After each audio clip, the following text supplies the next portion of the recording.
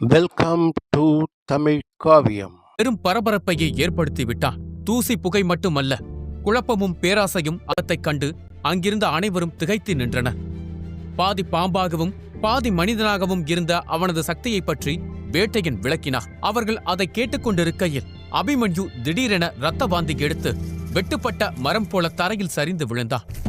அபிமன்யு மயக்கமடைவதைக் கண்டதும் உத்ரா அலறினாள். துருவனும் அபிமன்யுவை நோக்கி பாய்ந்தான். அபிமன்யுவின் முகம் வெளிரி போயிருந்தது. அவன் கண்கள் மூடியிருந்தன. அவனுக்கு ஏதாவது ஆகியிருக்குமோ என அவர்கள் இருவரும் பயப்பட ஆரம்பித்தனர். ஆனால் தாமா முன்னோக்கி நடந்து வந்து துருவனையும் உத்ராவையும் தடுத்தார். நில்லுங்கள், நான் பார்க்கிறேன் என்றார். அவர் அபிமன்யுவை சோதிக்க ஆரம்பித்தார். அங்கிருந்த அனைவரும் இவன் எப்படி இந்த நிலைக்கு போனான் என்று குழம்பி நின்றனர். ஏன், அபிமன்யுவோடு குகைக்குள் சென்ற 9 பேருக்கும் கூட அவனுக்கு என்ன நடந்தது என்று சொல்ல முடியவில்லை. அதனால் அனைவரும் குழப்பத்தோடு யோசித்துக் கொண்டிருந்த போது பவானி எல்லோரையும் பார்த்து, இந்த தரணிதான் எல்லாத்துக்கும் காரணம். அவன்தான் விதியை மீறி தன்னோட ஆட்களோட சேர்ந்து அபிமன்யுவை தாக்க ஆரம்பிச்சான். நாங்க எவ்வளவோ தடுத்தோம், அவன் கேட்கல என்று கத்தினாள். அவளுடைய ஆவேசமும் வருத்தமும் பொய்யாக இருக்கவில்லை. அவள் உண்மையிலேயே அபிமன்யுவின் நிலையை நினைத்து வருத்தப்பட்டாள். அவளுடைய வார்த்தையை கேட்டவுடன் அங்கிருந்த பெரியவர்கள் அனைவரும் கொதித்தெழுந்தனர். அனைவரது பார்வையும் தரணியை நோக்கி திரும்பியது. ஆனால் யாரும் எதுவும் சொல்லவில்லை. அனைவரும் அமைதியாக இருந்தனர். ஏனென்றால் அவர்கள் கோபப்படவோ அல்லது நியாயம் கேட்கவோ எந்த காரணமும் இல்லை. ஏனென்றால் அபிமன்யு அவர்களின் நண்பனோ உறவினரோ அல்லது சீடரோ அல்ல. அவர்களின் பார்வையில் மாவீரர் போட்டியில் கலந்து கொண்ட 1000க்கும் மேற்பட்ட வீரர்களில் அவனும் ஒருவன். என்ன, மற்ற வீரர்களை விட அவனுக்கு சக்தி கொஞ்சம் அதிகமாக இருந்தது. சிறு வயதிலேயே பெரிய உயரத்தை அடைந்து விட்டான். அதற்காக அவனை பாதுகாக்க வேண்டும் என்ற அவசியம் அவர்களுக்கு இல்லை. உண்மையை சொல்லப்போனால் அவர்களுக்கு அபிமன்யுவின் வளர்ச்சி உறுத்தி கொண்டிருந்தது. ஏனென்றால் இவர்களெல்லாம் சக்தி வாய்ந்த ராஜ்யத்தில் இருந்தும் பிரிவில் இருந்தும் வந்தவர்கள். அவர்களுடைய குழந்தைகள் ஜொலிக்க வேண்டிய போட்டியில் யாரென்று தெரியாத ஒரு சிறுவன் அனைத்து புகழையும் தட்டிச் சென்றான். அது அனைவர் மனதையும் உறுத்தி கொண்டிருந்தது. அதனால் அவன் செத்தால் சாகட்டும் என்றுதான் பலர் இருந்தனர். அபிமன்யு யார், அவனது பின்னணி என்ன என்ற உண்மை தாமாவுக்கும் நரசிம்மருக்கும் மட்டுமே தெரியும். அது மட்டும் அங்கிருப்பவர்களுக்கு தெரிந்தால் ஆடிப்போவார்கள். ஒரு காலத்தில் ரகுநந்த குலம் இந்த ஒட்டுமொத்த உலகையும் ஆளும் அளவிற்கு சக்தி வாய்ந்ததாக இருந்தது. அப்போது ரகுநந்த குலத்தின் பெயரை கேட்டாலே பலர் நடுங்குவார்கள். அப்படிப்பட்ட ரகுநந்த குலத்தின் வாரிசே இப்போது அங்கு இருக்கிறார். இருப்பினும் யாருக்கும் அது தெரியவில்லை. அதை தெரிந்த தாமாவும் நரசிம்மரும் கூட சொல்ல மறுத்தனர்.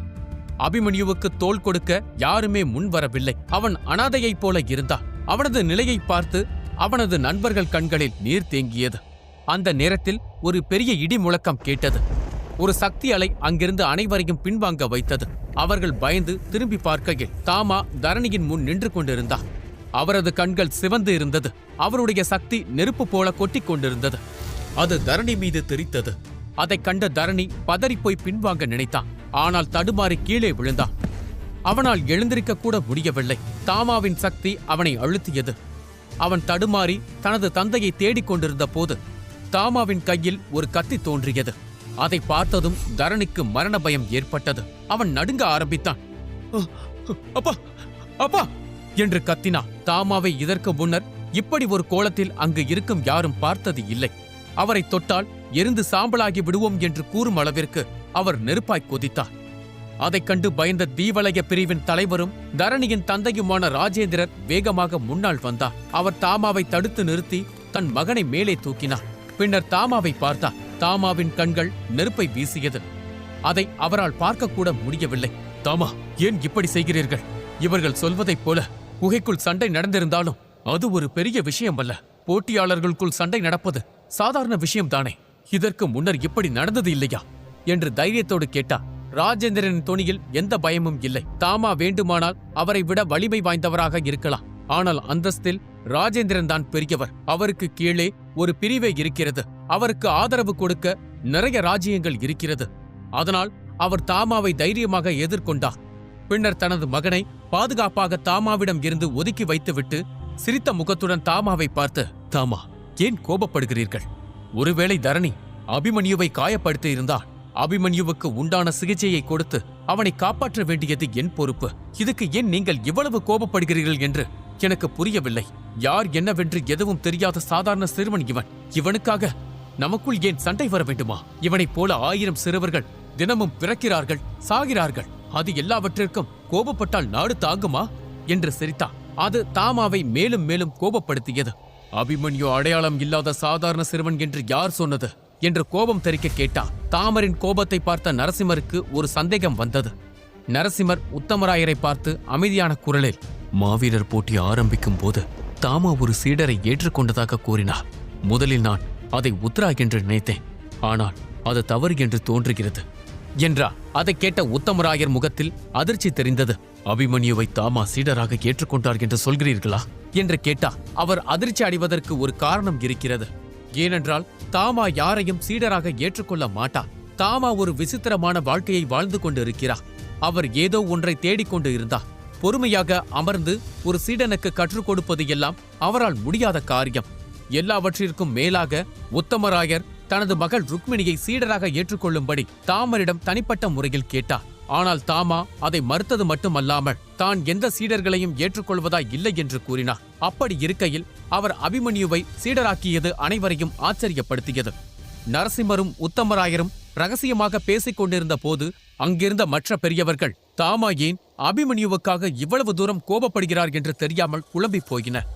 ராஜேந்திரன் தாமாவை பார்த்து, அவன் சாதாரண சிறுவன் இல்லாமல் ராஜ்யத்தின் வாரிசா என்று ஏளனமாக கேட்டார். அதற்கு தாமா, அதைவிட முக்கியமானவன் அபிமன்யு என் சீடன் என்று கம்பீரமான குரலில் அறிவித்தார்.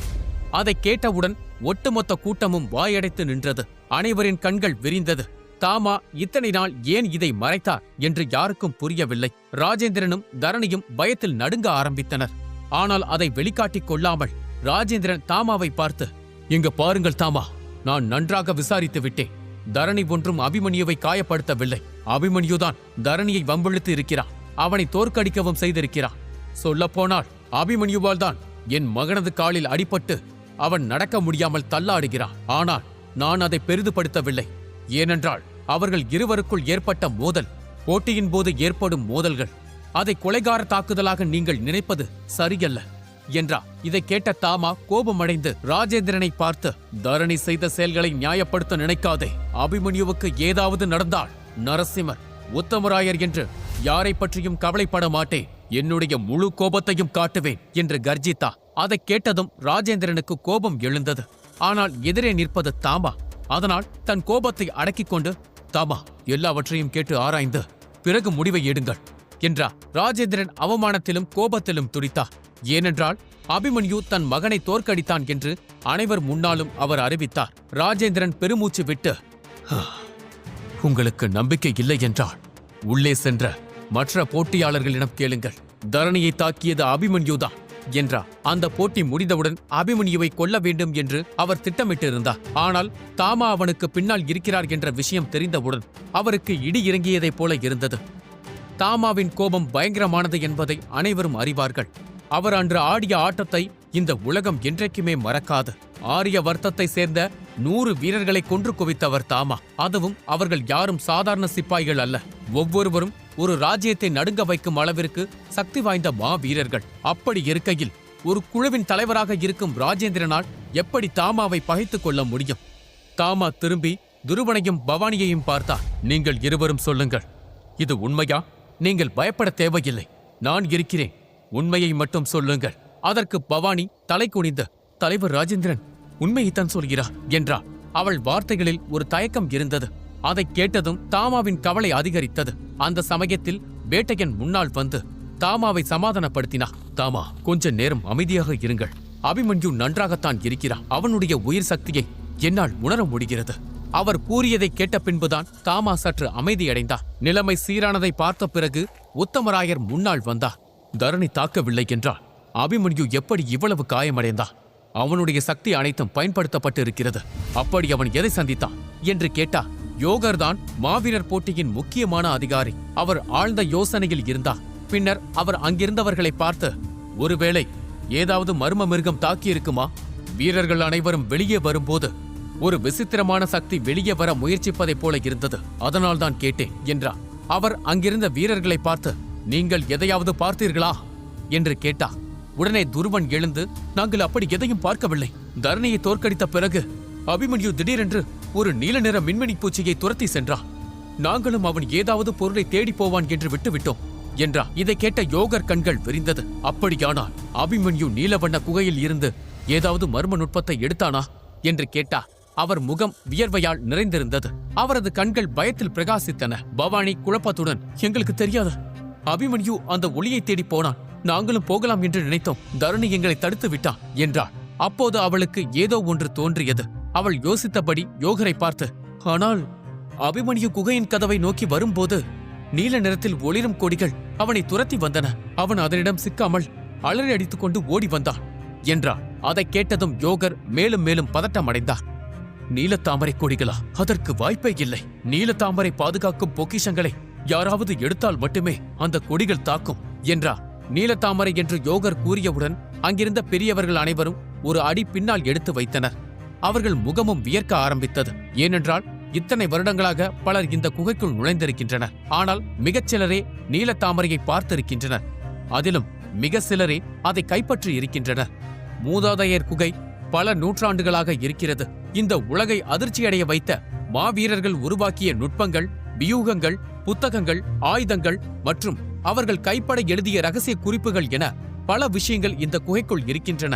ஆனால் காலப்போக்கில் அந்த சக்தி வாய்ந்த பொருட்கள் அனைத்தும் புனிதமான தெய்வீக தாமரையால் ஆக்கிரமிக்கப்பட்டு அதற்குள்ளே ஒளிந்து கொண்டன. அது பலரது கண்களுக்கு தென்படவில்லை. தென்பட்டாலும் பலரால் அதை எடுக்க முடிவதில்லை. அதை எடுப்பதற்கு ஒரு தகுதி வேண்டும் என்று அனைவரும் கருதினர். காலப்போக்கில் அதை பற்றிய பேச்சையே யாரும் எடுப்பதில்லை.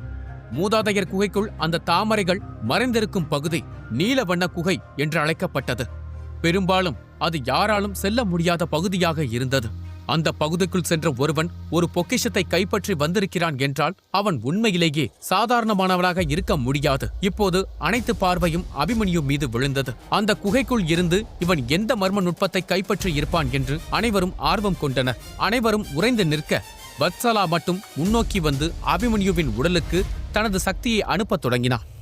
எந்த காரணமும் இன்றி அவள் அபிமன்யுவுக்கு உதவியதைக் கண்ட வேட்டையனும் அங்கிருந்த மற்றவர்களும் ஆச்சரியப்பட்டனர். அனைவரும் அமைதியாக இருக்கும்போது தாமா வத்சலாவை பார்த்து, நீ என்ன செய்கிறாய் என்று கேட்டா. ஆனால் வத்சலா அவரது கேள்விகளை காதில் கூட வாங்கிக் கொள்ளவில்லை. அவள் கண்களை மூடிக்கொண்டு அபிமன்யுவின் உடலுக்குள் தொடர்ந்து சக்தியை செலுத்தினாள். அவள் ஏன் அபிமன்யுவுக்கு உதவினாள்? அவன் கைப்பற்றிய ரகசிய நுட்பத்தில் அவள் ஆர்வமாக இருந்தாளா? யோகர் ஏன் நீலவண்ண ஒளியை பின்பற்று என்று அபிமன்யுவிடம் சொன்னார்? இந்த கேள்விகளுக்கான பதில்கள் அடுத்த அத்தியாயத்தில் கிடைக்கும். மர்மமும் கற்பனையும் நிறைந்த இந்திரஜித் கதையை பாக்கெட் எஃப்எம்மில் மட்டுமே கேளுங்கள்.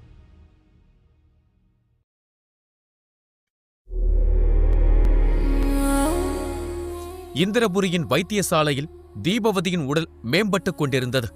அதே நேரத்தில் மற்றொரு பக்கம் ரகுநந்த குலத்தின் வாரிசான அபிமன்யு மூதாதையர் குகையின் இறுதி சுற்றை முடித்து பெரும் சாதனையை நிகழ்த்தி இருந்தார். மூதாதையர் குகையில் இருந்து ஒரு அற்புதமான நுட்பத்தை கைப்பற்றி அனைவரையும் பிரமிக்க வைத்தார். ஆனால் அதற்காக அவன் பெரும் விலை கொடுத்தான். இப்போது அவன் மூச்சுக்கூட வாங்க முடியாத நிலைக்கு தள்ளப்பட்டான். அவன் உடலுக்குள் இருந்த சக்தி எல்லாம் ஒரே நொடியில் தீர்ந்தது. வெளியே வந்த உடனே மயங்கி கீழே விழுந்தான். அவன் மயங்கி தரையில் விழுந்து கிடக்க வத்சலா உடனே முன் வந்து அவன் மார்பில் கைகளை வைத்து தனது சக்தியை அவனுக்குள் தொடர்ந்து அனுப்ப ஆரம்பித்தாள். அங்கிருந்த பெரிய வீரர்கள் அனைவரும் அதை பார்த்து வாயடைத்து நின்றனர். அவள் என்ன செய்கிறாள் என்று குழப்பத்தோடு ஒருவரை ஒருவர் பார்த்து கொண்டிருந்தனர். ஆனால் அவள் அபிமன்யுவை காப்பாற்ற முயற்சிக்கிறாள் என்பது மட்டும் அவர்கள் புரிந்து கொண்டனர். ஆனால் அங்கிருந்த சில இளம் ஆண்கள் ஒரு அழகான பெண் அபிமன்யுவை தொடுவதை தாங்க முடியாமல் பொறாமையில் பொங்கினர்.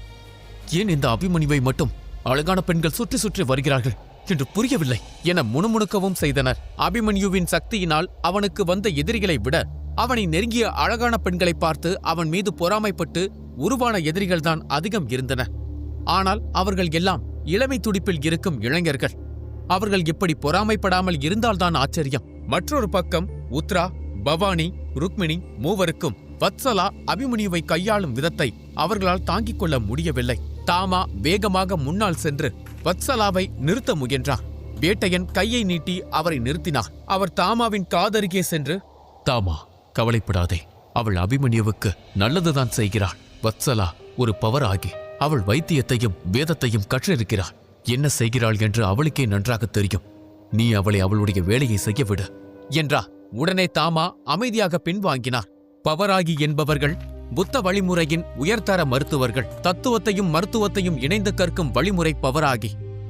அபிமன்யு உடலுக்குள் தொடர்ந்து தன் சக்தியை செலுத்தியதில் சிறிது நேரத்தில் வத்சலாவின் முகத்தில் சோர்வு தெரிய ஆரம்பித்தது. அதைக் கண்டு வேட்டையன் கவலைப்பட ஆரம்பித்தார். ஆனாலும் அவர் அவளை தடுக்கவில்லை. சிறிது நேரம் கழித்து வத்சலா தனது கை எடுத்தவுடன் அவள் முகத்தில் ஒரு ஆச்சரியம் தெரிந்தது. இவன் உடல் ஒரு நொடியில் என் சக்தி அனைத்தையும் உறிஞ்சிவிட்டது. ஆனால் இவ்வளவு சக்தியும் கொடுத்த பிறகும் அவன் கண் விழிக்கவில்லை. என்னால் இதை புரிந்து கொள்ள முடியவில்லை என்று தனக்குள் நினைத்துக் கொண்டாள். வத்சலா அமைதியாக இருப்பதைக் கண்ட தாமா அவள் அருகே வந்து, அபிமன்யுவுக்கு என்ன ஆனது? அவன் உடலில் எந்த காயங்களும் இல்லை. பின்னர் ஏன் அவன் இரத்த வாந்தி எடுத்தான்? அவனுடைய உள்சக்தி பாதிக்கப்பட்டிருக்கிறது. அவனது உடல் சக்தியை உருவாக்க மறுக்கிறதா? சக்தி சுழற்சி முறை சேதமடைந்து விட்டதா என்று அடுக்கடுக்காக கேள்விகளை கேட்டுக்கொண்டே இருந்தார் தாமா. வத்சலா சிரித்துக்கொண்டே, உண்மையை சொல்ல வேண்டும் என்றால் எனக்கு எதுவும் புரியவில்லை. அவனுடைய உடலில் இருக்கும் எந்த சுழற்சிக்கும் பாதிப்பு ஏற்படவில்லை. இரத்த சுழற்சி, சக்தி சுழற்சி என எல்லாமே சரியாக இருக்கிறது. ஆனாலும் அவனுடைய உடல் அவனிடம் இருக்கும் அனைத்து சக்திகளையும் இழந்ததைப் போல வெளிரிப் போய் கிடக்கிறது. அதே நேரத்தில் அனைத்து சக்தியை இழந்தாலும் அவன் உடல் அவனை இறக்க விடாமல் தடுக்கிறது. இவனுக்கு இவனே கடவுள், இவனுக்கு இவனே சாத்தான் போல இருக்கிறான் என்றார். அதைக் கேட்ட தாமா அதிர்ச்சியில் நின்றார். வத்சலா, நீ என்ன சொல்கிறாய்? எனக்கு ஒன்றும் புரியவில்லை. தாமா வத்சலாவிடம் அதிக மரியாதையுடன் நடந்து கொண்டார்.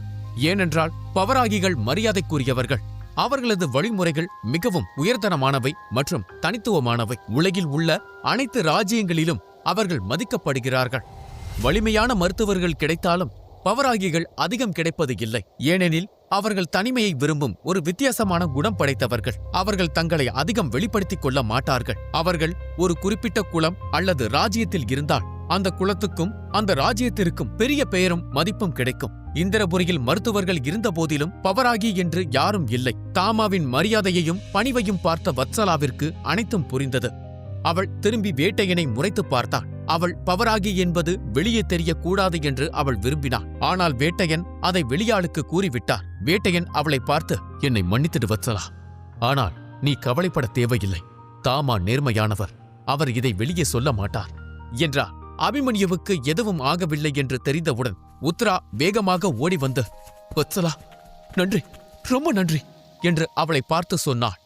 வத்சலா தலையை ஆட்டிக்கொண்டே உத்ராவை பார்த்து, இன்னும் அவன் முழுமையாக குணமடையவில்லை. அவனுக்கு மீண்டும் சிகிச்சை அளிக்க வேண்டும். ஆனால் அதற்கு எனக்கு சில சிறப்பு மூலிகைகள் தேவை என்றார். அதைக் கேட்ட உத்ராவும் துருவனும் வேகமாக எழுந்து, என்ன வேண்டும் என்று சொல்லுங்கள், அதை நாங்கள் உங்களுக்காக கொண்டு வருகிறோம் என்றனர். அதைக் கேட்ட வத்சலா ஒரு ஏளனம் கலந்த சிரிப்புடன், ஓ அப்படியா? நான் என்ன சொன்னாலும் உங்களால கொண்டு வர முடியுமா? அது விலை உயர்ந்ததாக இருந்தாலுமா என்று கேட்டாள். உத்ரா ஆர்வத்துடன், சொல்லுங்கள், எத்தனை தங்க நாணயங்கள் தேவைப்படும் என்று கேட்டாள். அதைக் கேட்ட வத்சலா சிரித்துக்கொண்டே ஒரு காகிதத்தில் எழுத ஆரம்பித்தாள். பின்னர் அதை உத்ராவிடம் கொடுத்து, இதில் தேவையான எல்லா மூலிகைகளின் பெயர்களையும் நான் எழுதியிருக்கிறேன். அவற்றின் விலை குறைந்தது 3 முதல் 4 லட்சம் தங்க நாணயங்களாவது இருக்கும் என்றார். அதைக் கேட்டதும் துருவன் வாயை பிளந்தான். என்ன, 4 லட்சம் தங்க நாணயங்களா? நீங்கள் இறந்தவரை மீண்டும் உயிரோடு கொண்டு வரும் மருந்தை உருவாக்கப் போகிறீர்களா என்று கேட்டார். அதைக் கேட்ட வத்சலா மீண்டும் சிரித்தாள். உத்ரா சிறிது நேரம் யோசித்தாள். அவளிடம் பணம் இருந்தது. ஆனால் அதை அவள் செலவு செய்தால் பலரது கவனத்தை ஈர்ப்பாள். ஆனால் அவள் அடுத்து பேசுவதற்குள் வத்சலா துருவனை பார்த்து, நீ கவலைப்படாதே, பணத்தை நான் தாமாவிடமிருந்தும் அவருடைய இந்த புது சீடனிடமிருந்தும் வாங்கிக் கொள்கிறேன். நீயும் வேட்டையனுடன் சென்று இதில் இருக்கும் பொருட்களை வாங்கி வாருங்கள். வேட்டையன் அனைத்தையும் பார்த்துக் கொள்வார். நாங்கள் அபிமன்யுவை அரண்மனைக்கு அழைத்து செல்கிறோம். நீங்கள் மூலிகைகளை சரிபார்த்து வாங்குங்கள். மிக உயர்ந்த தரத்தை வாங்குங்கள். மருந்தின் வீரியம் மூலிகையின் தரத்தை பொறுத்தது. அதனால் நல்ல பொருட்களை வாங்கி வாருங்கள் என்றவள் கீழே அமைதியாக படுத்துக் கொண்டிருந்த அபிமன்யுவை பார்த்து சிரித்தாள். துருவன் வேட்டையனோடு சேர்ந்து சந்தைக்கு புறப்பட்டான். யோகர் அங்கிருந்த பெரியவர்கள் மற்றும் மற்ற போட்டியாளர்களை பார்த்து, போட்டி முடிந்து விட்டது. பெரியவர்கள் அனைவரும் உங்கள் வீடுகளுக்கு திரும்பலாம். மேலும் அடுத்த மாதம் இந்திரபுரி ராஜ்யத்தில் ஒரு அரச விழா நடைபெறும். அதற்கு நீங்கள் விருந்தினர்களாக வரவேண்டும் என்று கேட்டுக்கொள்கிறோம். வெற்றி பெற்ற வீரர்கள் தாங்கள் என்னென்ன பொருட்களை புகையில் பெற்றீர்கள் என்பதை சத்திரிய மன்றத்தில் இருக்கும் அர்ணபதியிடம் கூற வேண்டும். அதன் பிறகு உங்கள் காயங்களை குணப்படுத்துங்கள். போட்டியில் பங்கேற்று வெற்றி பெற்ற வீரர்களுக்காக ஒரு தனி விருந்து ஏற்பாடு செய்யப்பட்டுள்ளது. அதை பற்றிய தகவல் உங்களை வந்து சேரும். நீங்கள் விருந்திற்கு வந்து சேருங்கள் என்றார். யோகர் பேசிக் கொண்டிருக்கும் போதே தாமா அபிமன்யுவை தூக்கிக் கொண்டு அரண்மனையை நோக்கி சென்றார். உத்ரா, பவானி மற்றும் வத்சலா தாமாவை பின்தொடர்ந்து சென்றனர். சிறிது நேரத்தில் அவர்கள் விருந்தினர் மாளிகையை அடைந்தனர். பின்னர் துருவனும் மூலிகைகளை சீக்கிரமாகவே வாங்கி வந்து விட்டான். அதை வத்சலாவிடம் கொடுத்தான். வத்சலா ஒரு அமைதியான அறைக்கு சென்று மருந்தை தயாரிக்க தொடங்கினாள். சுமார் 3 மணி நேரம் கழித்து அவள் அறையிலிருந்து வெளியே வந்தாள். அவளுடைய உடல் வியர்வையால் நனைந்திருந்தது. அவள் கடுமையாக உழைத்திருக்கிறாள் என்று தெளிவாக தெரிந்தது. அந்த சமயத்தில் அபிமன்யு இன்னொரு அறையில் படுக்கையில் கிடந்தான். அவனை சுற்றி துருவன், உத்ரா, பவானி மற்றும் பலர் நின்றனர். உள்ளே நுழைந்த வத்சலா துருவனை பார்த்து, "துருவா, அவன் உடைகள் அனைத்தையும் கழட்டு" என்றாள். துருவன் திடுக்கிட்டு, "என்னது? உடையை கழட்ட வேண்டுமா? ஏன் கழட்ட வேண்டும்?" அதற்கு வத்சலா, "நான் சொன்னதை செய்" என்று அதிகாரமாக சொன்னான். அவளது குரலில் இருந்த அந்த தீவிரத்தை பார்த்ததும் துருவன் உடனே அமைதியாகிவிட்டான். பின் துருவன் உத்ராவையும் பவானியையும் பார்த்து, "2 நிமிஷம் வெளியே போங்க, சிகிச்சைக்கு இடம் வேண்டும்" என்றான். ஆனால் உத்ரா அதற்கு எதிர்ப்பு தெரிவித்தாள். "நான் ஏன் வெளியே போனோம்? வத்சலா ஒரு பொண்ணுதானே, அவ இங்க இருக்கும்போது நான் ஏன் வெளியே போனோம் என்று கோபத்தோடு கூறினாள். பவானியும் உடனே, "ஆமா, நாங்க இங்கேதான் இருப்போம்" என்று துணை நின்றாள். அந்த சமயத்தில் ஒரு பழக்கமான குரல் கேட்டது. "வத்சலா, நீ என்ன முயற்சிக்கிறாய்? அபிமன்யு மீது உனக்கு வேறு ஏதாவது உணர்வு இருக்கிறதா?" என்று கேட்டது. அனைவரும் திரும்பி பார்த்தபோது சிவப்பு நிற உடையில் அருந்ததி வாசலில் நின்று கொண்டிருந்தாள். வத்சலா திமிருடன், "நான் ஒன்றும் உன்னைப் போல் அல்ல. நான் அவனுக்கு வைத்தியம் பார்த்து கொண்டிருக்கிறேன். வைத்தியம் பார்ப்பதில் உன்னை விட எனக்கு அறிவு அதிகம். அதனால் நான் என்ன செய்கிறேன் என்று உனக்கு தெரியாமல் இருக்கலாம். அதனால் அமைதியாக வேடிக்கை மட்டும் பார்" என்றார். அப்போது அங்கே நின்றிருந்த தாமா அவளை முறைத்து பார்த்தார். அதைக் கண்ட அருந்ததி கோபத்தோடு வெளியேறினார். துருவன் அபிமன்யுவின் ஆடைகளை கழற்றினான். ஒரு சிறிய ஆடை மட்டுமே அவன் உடலில் எஞ்சியிருந்தது. வத்சலா வேட்டையனுக்கு சைகை காட்டினார். அவர் அபிமன்யுவின் கைகளையும் கால்களையும் கயிற்றால் கட்டினார். அனைவரும் அமைதியாக இன்று அவள் என்ன செய்கிறாள் என வேடிக்கை பார்த்தனர். வத்சலா துருவனிடம் கண்ணாடி பாட்டிலை கொடுத்தார். அதில் ரத்தம் போல சிவப்பாய் ஒரு திரவம் இருந்தது. அதை அபிமன்யுவின் உடல் முழுக்க தடவும்படி கூறினார். மறுபேச்சு பேசாமல் துருவன் அதை அபிமன்யுவின் தோளில் தடவினான். தாமா அதைக் கண்டு ஆச்சரியப்பட்டார். "அது 7ஆம் நிலையில் இருக்கும் ஒரு மந்திர நாகத்தின் ரத்தம். இதைத்தான் இவ்வளவு நேரம் தயாரித்தாயா?" என்று கேட்டார். வத்சலா மீண்டும் அவருடைய கேள்விகளை புறக்கணித்து விட்டு அபிமன்யுவை கவனமாக பரிசோதிக்க ஆரம்பித்தார். அந்த திரவத்தை தடவிய பிறகு அவனது உடல் பிரகாசிக்க ஆரம்பித்தது. அவனது உடலில் ஒவ்வொரு தசையும் குணமாக ஆரம்பித்தது. நேரம் செல்லச் செல்ல தாமாவின் கவலை மேலும் மேலும் அதிகமானது. ஆனால் அவர் அமைதியாக அனைத்தையும் கவனித்துக் கொண்டிருந்தார். அப்போது தாமாவும் வேட்டையனும் அபிமன்யுவின் உடலில் 90 பிந்து சக்கர புள்ளிகள் இருப்பதைக் கண்டனர். அவர்களின் கண்கள் ஆச்சரியத்தில் விரிந்தது. தாமாவின் பிந்து சக்கர புள்ளிகள் 96ஐ எட்டியிருந்தது. அதுவும் அவர் பஞ்சபூத வீரராகும் போதுதான் அந்த எண்ணிக்கையை அடைந்தார். ஆனால் அபிமன்யு இன்னும் கஜதீர நிலையை கூட அடையவில்லை.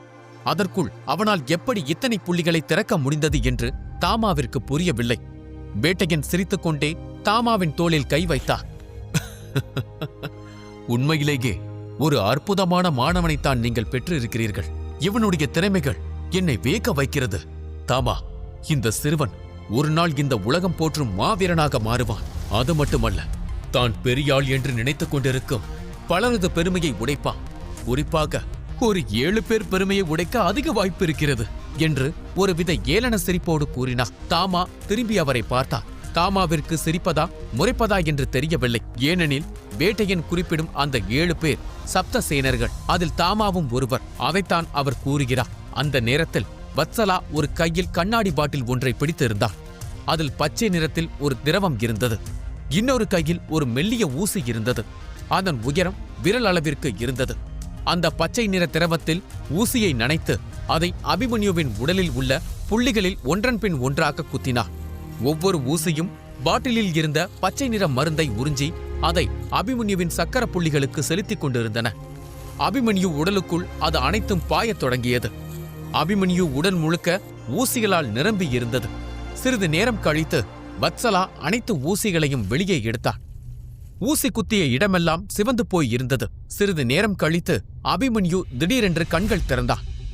அதைக் கண்டதும் தாமாவின் முகத்திலும் மற்றவர்களின் முகத்திலும் ஒரு புன்னகை தோன்றியது. அவர்கள் வத்சலாவுக்கு நன்றி தெரிவிப்பதற்குள் அபிமன்யு வலியால் கத்தினான். அவன் தன் கைகளையும் கால்களையும் வேகமாக ஆட்ட ஆரம்பித்தான். ஆனால் அவனால் அது முடியவில்லை. அவன் கைகளையும் கால்களையும் வேட்டையன் கட்டி வைத்திருந்தான். அபிமன்யுவுக்கு வத்சலா அப்படி என்ன சிகிச்சை கொடுத்தார்? வத்சலா ஏன் அவனுக்கு உதவ வேண்டும்? அபிமன்யுவின் பாட்டி அவனது நிலையை அறிந்து கொள்வாளா?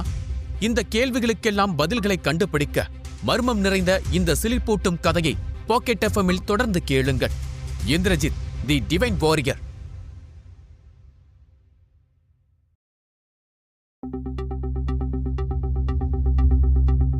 பொக்கிஷத்தை தேடி மூதாதையர் குகைக்குள் நுழைந்த அபிமன்யு மோசமாக காயமடைந்த நிலையில் வெளியே வந்து விழுந்தான். பின்னர் வத்சலாவின் உதவியுடன் அவன் விருந்தினர் மாளிகைக்கு அழைத்து வரப்பட்டான். வத்சலா அவனுக்கு சிகிச்சை அளிக்கத் தொடங்கினான். மயக்கத்தில் கிடந்த அபிமன்யு திடீரென்று தன் கையையும் காலையும் அசைக்க ஆரம்பித்தான். திமிரி எழும் காளையைப் போல அவன் துடித்துக் கொண்டிருந்தான். அவனது கையும் காலும் கட்டப்பட்டு இருந்தது. இருந்தாலும் அவன் துடித்ததில் அங்கிருந்த அனைவரும் ஒரு நொடி ஆடிப்போய் விட்டனர். அபிமன்யு வலியால் துடிப்பதை அவர்களால் பார்க்க முடியவில்லை. கோபம் கொண்ட உத்ரா வத்சலாவை பார்த்து, வத்சலா, இங்க என்ன நடக்குது? இந்த மருந்து அபிமன்யுவோட உள் சக்தியை மீட்டெடுக்கும்னு சொன்ன, ஆனா முன்னால இருந்ததை விட இப்ப அவன் மோசமான நிலைமையில இருக்கான். அவனுக்கு கொஞ்சம் கூட வலி குறைஞ்ச மாதிரியே தெரியல என்று கத்த ஆரம்பித்தா. ஆனால் வத்சலா கொஞ்சம் கூட பதட்டப்படவோ கோபப்படவோ இல்லை. அவள் அமைதியாக உத்ராவை பார்த்து, கவலைப்படாதே, இது இந்த மருந்தோட பக்க விளைவுதான். இவன் இப்படி துடிக்கிறான்னா மருந்து வேலை செய்யுதுன்னு அர்த்தம். இவன் உண்மையிலேயே அதிர்ஷ்டசாலி. பலருக்கு இந்த மருந்து ஒத்துக்காது. ஆனா இவன் உடம்பு அதை கொஞ்சம் கொஞ்சமா ஏத்துக்க ஆரம்பிக்குது. என்ன, அவன் கொஞ்சம் வலியை தாங்கணும். அப்படி அவன் தாங்கிட்டான்னா நான் உறுதியா சொல்றேன், அவன் முழிக்கும் போது வேற ஒருத்தனாகி இருப்பான். அவன் சக்தியை பார்த்து நீங்களே ஆச்சரியப்படுவீங்க என்று உறுதியாக கூறினா. அவள் குரலில் ஒரு தெளிவு இருந்தது. அவள் பொய் சொல்வதைப் போல தெரியவில்லை. அதனால் அவள் சொல்வதை அனைவரும் கேட்டனர். மேலும் அவள் அங்கிருந்தவர்களை பார்த்து, இவன் ஏதோ ஒரு மர்மமான ஆத்மா நுட்பத்தை பயன்படுத்தினான்னு வேட்டையர் என்கிட்ட சொன்னார். பொதுவாக ஆத்மா சம்பந்தப்பட்ட நுட்பத்தை பயன்படுத்தணும்னா அந்த வீரன் 7வது நிலையை அடைஞ்சிருக்கணும். ஆனா இவன் 4வது நிலையில இருக்கும் போதே அதை பயன்படுத்தி இருக்கான். அதுதான் இவனை ரொம்ப பலவீனமா ஆக்கியிருக்கு. இருந்தாலும் அதை செய்ய உண்மையிலேயே தைரியம் வேணும். இவன் கொஞ்சம் வித்தியாசமானவன் தான் என்று வத்சலாவின் முகத்தில் ஆர்வம் பொங்க கூறினார். அவள் கண்களில் ஒரு ஆச்சரியமும் முகத்தில் ஒரு தந்திரமான புன்னகையும் தெரிந்தது. அவளது பார்வை முழுக்க அபிமன்யுவின் உடல் மீதே இருந்தது. பின்னர் அவள் பெருமூச்சு விட்டு, என் கணிப்புப்படி இதெல்லாம் நடக்கும்னு தெரிஞ்சே இவன் அதை செயல்படுத்தி இருக்கான். நிச்சயமா அபிமன்யு ஒரு நாள் இந்த உலகம் வியக்கிற சக்தி வாய்ந்த வீரர்கள ஒருவனா மாறுவான். ஒருவேளை பிரம்மதேரனா மாறுற விதி கூட இவனுக்கு இருக்கலாம். எல்லாத்தையும் காலம்தான் சொல்லும் என்று தனக்குள் நினைத்துக் கொண்டான். அப்போது உத்ரா பதட்டத்தோடு அபிமன்யுவை பார்த்து கொண்டிருந்தா. வத்சலா உத்ராவின் தோளில் கை வைத்தா. உத்ரா திரும்பி வத்சலாவை பார்த்தா. உத்ரா, அபிமன்யு அவனோட எல்லா சக்தியையும் பயன்படுத்தி விட்டான். அதனாலதான் மயங்கிட்டான். சாதாரணமா இது மாதிரி தாங்க முடியாத சக்தியை செயல்படுத்தி ஆழ்ந்த தூக்கத்துக்கு போனவங்க கண்ணு முழிக்க 1 வருஷம் ஆகும். ஆனா நான் அவனுக்கு உயிர் மீட்பு மருந்து கொடுத்திருக்கேன். அவன் உடம்போட ஒவ்வொரு அங்கத்துக்குள்ளேயும் இந்த மருந்து பாஞ்சுக்கிட்டு இருக்கு. அது கொஞ்சம் கொஞ்சமா அவன் ரத்தம் ஓட்டம், நரம்பு மண்டலம் எல்லா பக்கமும் பாயும். கடைசியில அது அவன் இதயத்துக்கு போகும். இந்த சிகிச்சை தாங்க முடியாத வலியை கொடுக்கும். ஆனா இது மட்டும்தான் அவனை காப்பாத்தும். நீ ஒன்னும் பயப்படாத. அபிமன்யு கண்டிப்பா கண்முழிப்பான். அந்த நம்பிக்கை எனக்கு இருக்கு என்று தைரியத்தோடு கூறினாள். அதை கேட்டவுடன் உத்ராவின் முகத்தில் கொஞ்சம் நிம்மதி தெரிந்தது. இருப்பினும் அபிமன்யு வேதனையில் அலறுவதையும் அவனது நரம்புகள் புடைத்தெழுவதையும் பார்க்கும்போது அவளால் தாங்கிக் கொள்ள முடியவில்லை. எல்லோரும் கவலையுடன் அபிமன்யுவை பார்த்து கொண்டிருந்தனர். அதை பார்த்த வத்சலா அவர்களை பார்த்து, நாளை காலை வரை அவன் இப்படித்தான் இருப்பான். நீங்கள் எல்லோரும் போய் ஓய்வெடுங்க. அவனுக்கு சுயநினைவு வந்தவுடன் நானே உங்களுக்கு தகவல் அனுப்புறேன் என்று சொன்னாள். அவள் பேசும்போது அவள் முகத்தில் ஒரு உண்மை தெரிந்தது. அதனால் எல்லோரும் தலையசைத்து விட்டு ஒவ்வொருவராக அங்கிருந்து வெளியேறினர். இறுதியில் உத்ரா, ருக்மிணி, துருவன் மற்றும் பவானி மட்டுமே எஞ்சியிருந்தனர். அவர்கள் நால்வரும் கிளம்பாமல் அங்கேயே இருப்பதை பார்த்த வத்சலா, இங்க பாரு உத்ரா, உனக்கும் அபிமன்யுவுக்கும் இடையில என்ன இருக்குன்னு எனக்கு தெரியாது. ஆனா என்ன நம்பு, நான் அவனை பார்த்துக்கிறேன் என்று நம்பிக்கையோடு கூறினான். உத்ரா தன் கவலையை விலக்கிக் கொண்டு தீவிரமான முகத்துடன் வத்சலாவை பார்த்தா. வத்சலா, நீ சொல்றத நான் நம்புறேன். ஆனா நீ ஏதாவது ஒரு உள்நோக்கத்தோட இதை செய்யறேன்னு நான் தெரிஞ்சுக்கிட்டா இந்த கதை ரொம்ப மோசமா முடியும் என எச்சரித்தா. அவள் முகத்தில் ஒரு மிரட்டல் தெரிந்தது. அதை கூறிவிட்டு அவள் அங்கிருந்து புறப்பட்டாள். அவளை பின்தொடர்ந்து துருவனும் பவானியும் சென்றன. அவர்கள் சென்றதும் இளவரசி ருக்மிணி வத்சலாவை நோக்கி நடந்து வந்தாள். அவள் வத்சலாவை பார்த்து புன்னகைத்தாள். வத்சலா, நீங்கள் பயன்படுத்திய மூலிகையெல்லாம் விலை உயர்ந்தது. அதுபோக நீங்கள் இப்படி ஒருவரை கவனித்து நான் பார்த்ததும் இல்லை, கேள்விப்பட்டதும் இல்லை. இதற்கு பின்னால் என்ன இருக்கிறது? உதவி செய்ய வேண்டும் என்ற எண்ணத்தினால் மட்டும்தான் இதை செய்கிறேன் என்று கூறாதீர்கள். அதை நம்பும் அளவிற்கு நான் முட்டாள் அல்ல. அபிமன்யுவை நெருங்க முயற்சிக்கிறீர்களா? அப்படி ஏதாவது எண்ணம் இருந்தால் அதை இங்கேயே புதைத்து விடுங்கள். அபிமன்யுவுக்கு சுயநினைவு திரும்பியதும் நீங்கள் கொடுத்த மருந்துக்கும் பார்த்த சிகிச்சைக்கும் உண்டான வெகுமதி உங்களை வந்து சேரும் என்று கர்வத்தோடு கூறினார். வத்சலா ஏதோ சொல்ல வந்தாள்.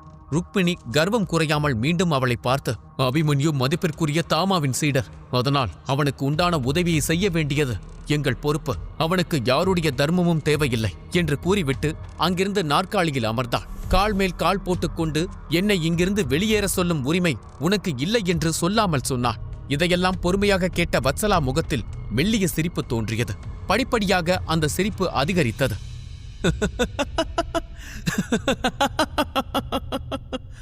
ராஜகர்வம் ராஜகர்வம்தான் என்று கூறிக்கொண்டே ருக்மிணியை நெருங்கினார்.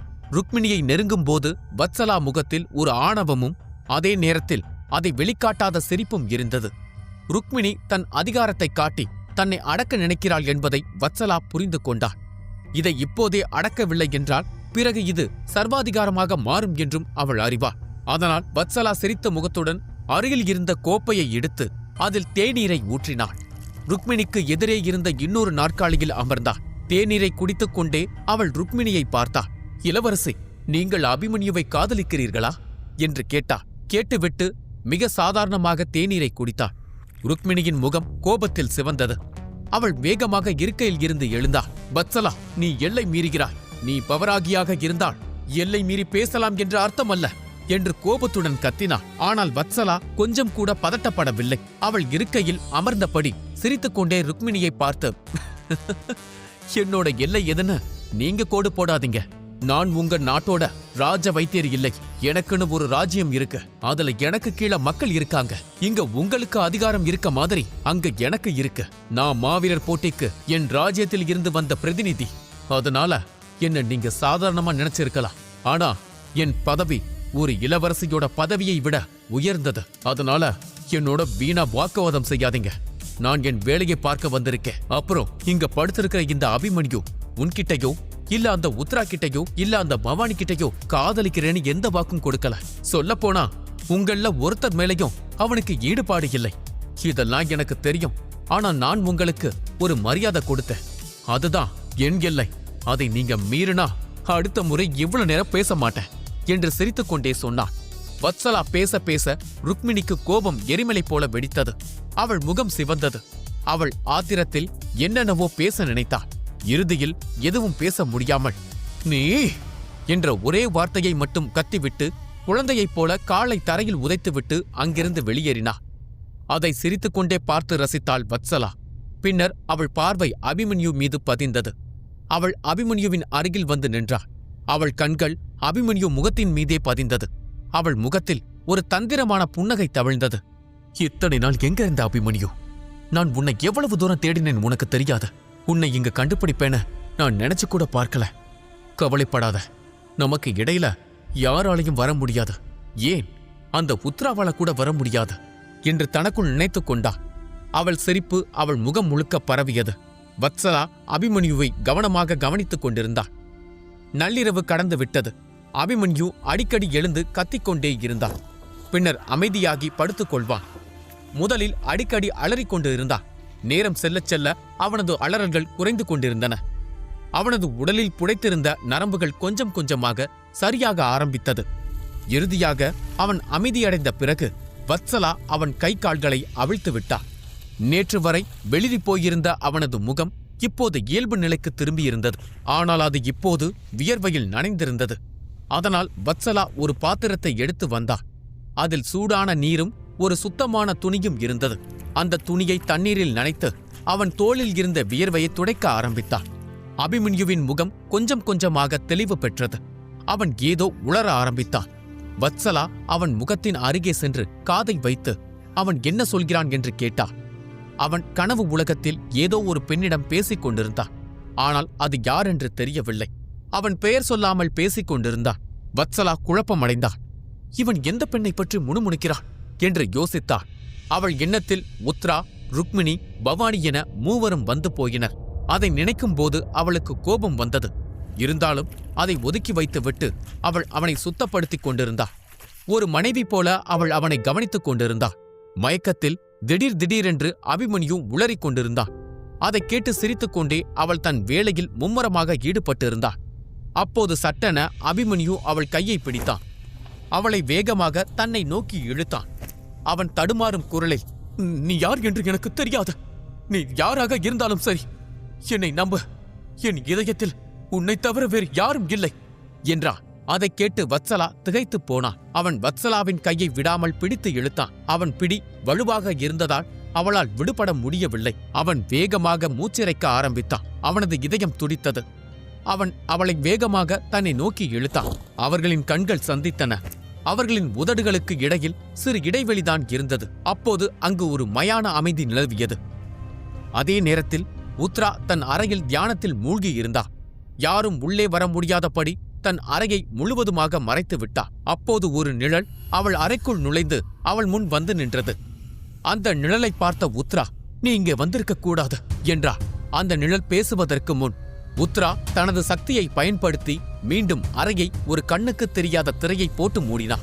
அவர்கள் பேசுவதை எக்காரணத்தைக் கொண்டும் வெளியாட்கள் கேட்டுவிடக் கூடாது என்பதில் அவள் உறுதியாக இருந்தாள். பின்னர் அந்த நிழல் ஒரு வயதான மனிதன் உருவத்தை எடுத்தது. "இளவரசி, நீங்கள் பொருளை கைப்பற்றி விட்டால் ராஜ்யத்திற்கு திரும்பிவிடலாம் என்று பேரரசர் கூறியிருக்கிறார். ஏனென்றால் எதிரிகள் சமீப காலமாக நம் ராஜ்யத்தை தாக்க திட்டமிட்டுக் கொண்டிருக்கிறார்கள். மேலும் அவர்கள் சக்தியை நான் இங்கேயும் உணர்ந்திருக்கிறேன். அதனால் கொஞ்சம் வேகமாக செயல்பட வேண்டும்" என்று பணிவுடன் கூறியது. உத்ரா பெருமூச்சு விட்டு, "அவர்களின் வலிமை என்ன? அவர்கள் எந்த அளவிற்கு சக்தி வாய்ந்தவர்கள் என்று ஏதாவது தெரிந்ததா?" என்று கேட்டாள். அதற்கு அந்த நிழல், "கடைசியாக அந்த வயதான பெண்ணைத்தான் அவர்கள் தாக்கினார்கள். அதில் அவள் படுகாயமடைந்தாள். இப்போது மீண்டும் தாக்க தயாராக இருக்கிறார்கள். அவர்களின் வலிமையை என்னால் முழுமையாக கணிக்க முடியவில்லை. ஆனால் அவர்கள் என்னை விட கொஞ்சம் வலிமையானவர்கள் என்று கூற முடியும். அதனால் என்னால் அவர்களை தடுக்க முடியாது" என்று தயங்கி கூறியது. இதைக் கேட்ட உத்ரா கோபமடைந்து, "எல்லை மீறி போறாங்க. இந்த நுட்பம் மட்டும் என் கைக்கு வரட்டும். அவங்க சாம்ராஜ்யத்தையே அழிக்கிறேன். ஆனா இப்ப என்னால இங்கிருந்து வர முடியாது. நான் வாக்கு கொடுத்திருக்கேன். அதை முடிச்சிட்டு வரேன். நீங்க இந்த பெட்டியை தலைவர்கிட்ட ஒப்படைங்க. அதோட அபிமன்யுவை தாக்க வர்ற அவங்க கிட்ட இருந்து அபிமன்யுவை எப்படி காப்பாத்துறதுன்னு நான் யோசிக்கிறேன்.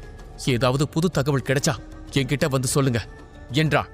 அந்த நிழல் மனிதன் நடுங்கிக் கொண்டே அவளை பார்த்து, "இளவரசி, ஏன் இந்த சாதாரண பையனுக்காக இவ்வளவு தூரம் கஷ்டப்படுகிறீர்கள்?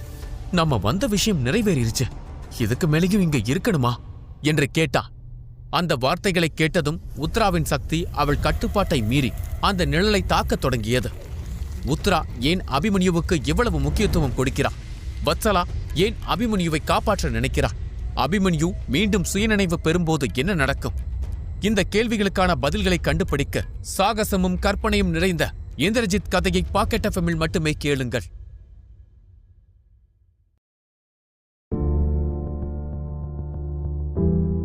படுகாயம் அடைந்த அபிமன்யுவுக்கு வத்சலா சிகிச்சை கொடுக்க ஆரம்பித்தாள். அனைவரும் அறையை விட்டு வெளியேறியதும் வத்சலா இரவு முழுவதும் அபிமன்யுவை கவனித்துக் கொண்டாள். அவள் ஒரு கணம் கூட ஓய்வெடுக்கவில்லை.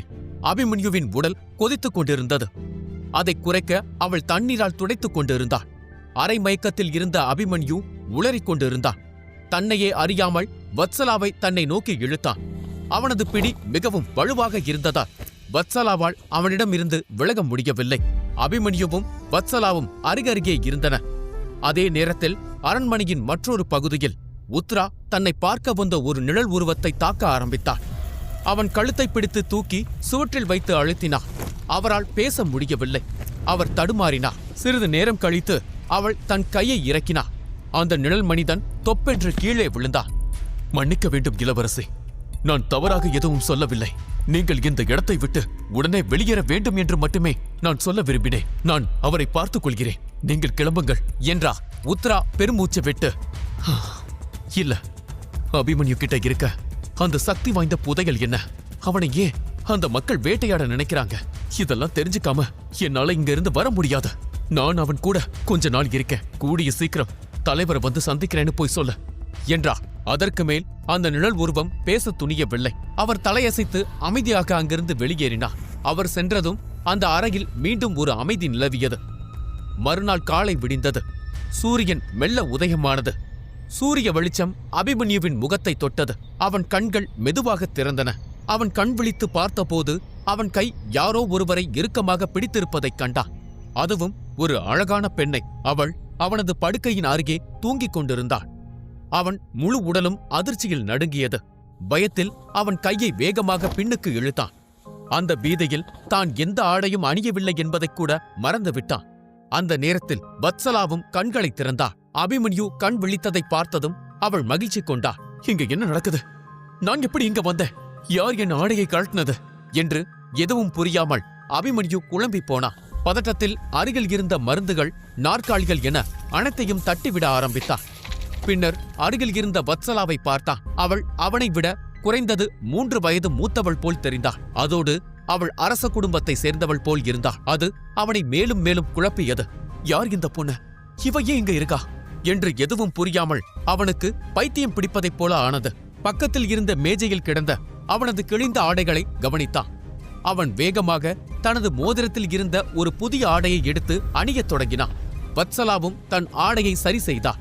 அபிமன்யு பழைய நிலைமைக்கு திரும்பி இருந்தான். அவனது சோர்வு எல்லாம் நீங்கி இருந்தது.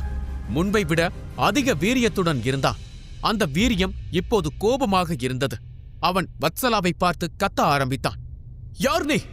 என் அறையில் என்ன செய்ற என்று மாளிகையை அதிரும்படி கத்தினான். வத்சலா அவனை அமைதிப்படுத்த அவனை நோக்கி வந்தாள். அவன் அவளை தாக்க பாய்ந்தான். அப்போது அறைக்கதவு திறந்தது. ஒரு மங்கலான உருவம் உள்ளே நுழைந்தது. அபிமன்யு, நிறுத்து என்று அவள் கத்தினாள். அது அவனுக்கு பழக்கமான குரலாக இருந்தது. அபிமன்யு திரும்பி பார்க்க அங்கே உத்ரா நின்றிருந்தாள். உத்ரா அபிமன்யுவை பார்த்ததும் அவள் முகத்தில் ஒரு அழகான புன்னகை தோன்றியது. அவள் வேகமாக வந்து அபிமன்யுவை அமைதிப்படுத்தினாள். கொஞ்சம் அமைதியாயிரு. இது வத்சலா. இவதான் உனக்கு சிகிச்சை பண்ணா. உனக்காக அரிய மருந்துகளையும் தன்னோட சொந்த சக்திகளையும் அவ செலவு பண்ணியிருக்கா என்றாள். உத்ராவை பார்த்ததும் அபிமன்யுவின் கோபம் தணிந்தது. அவன் எரிச்சலுடன், உத்ரா, அவ என்ன பண்ணான்னு உனக்கு தெரியாத என்று கத்தினான். அவன் முகம் கவலையில் துடித்தது.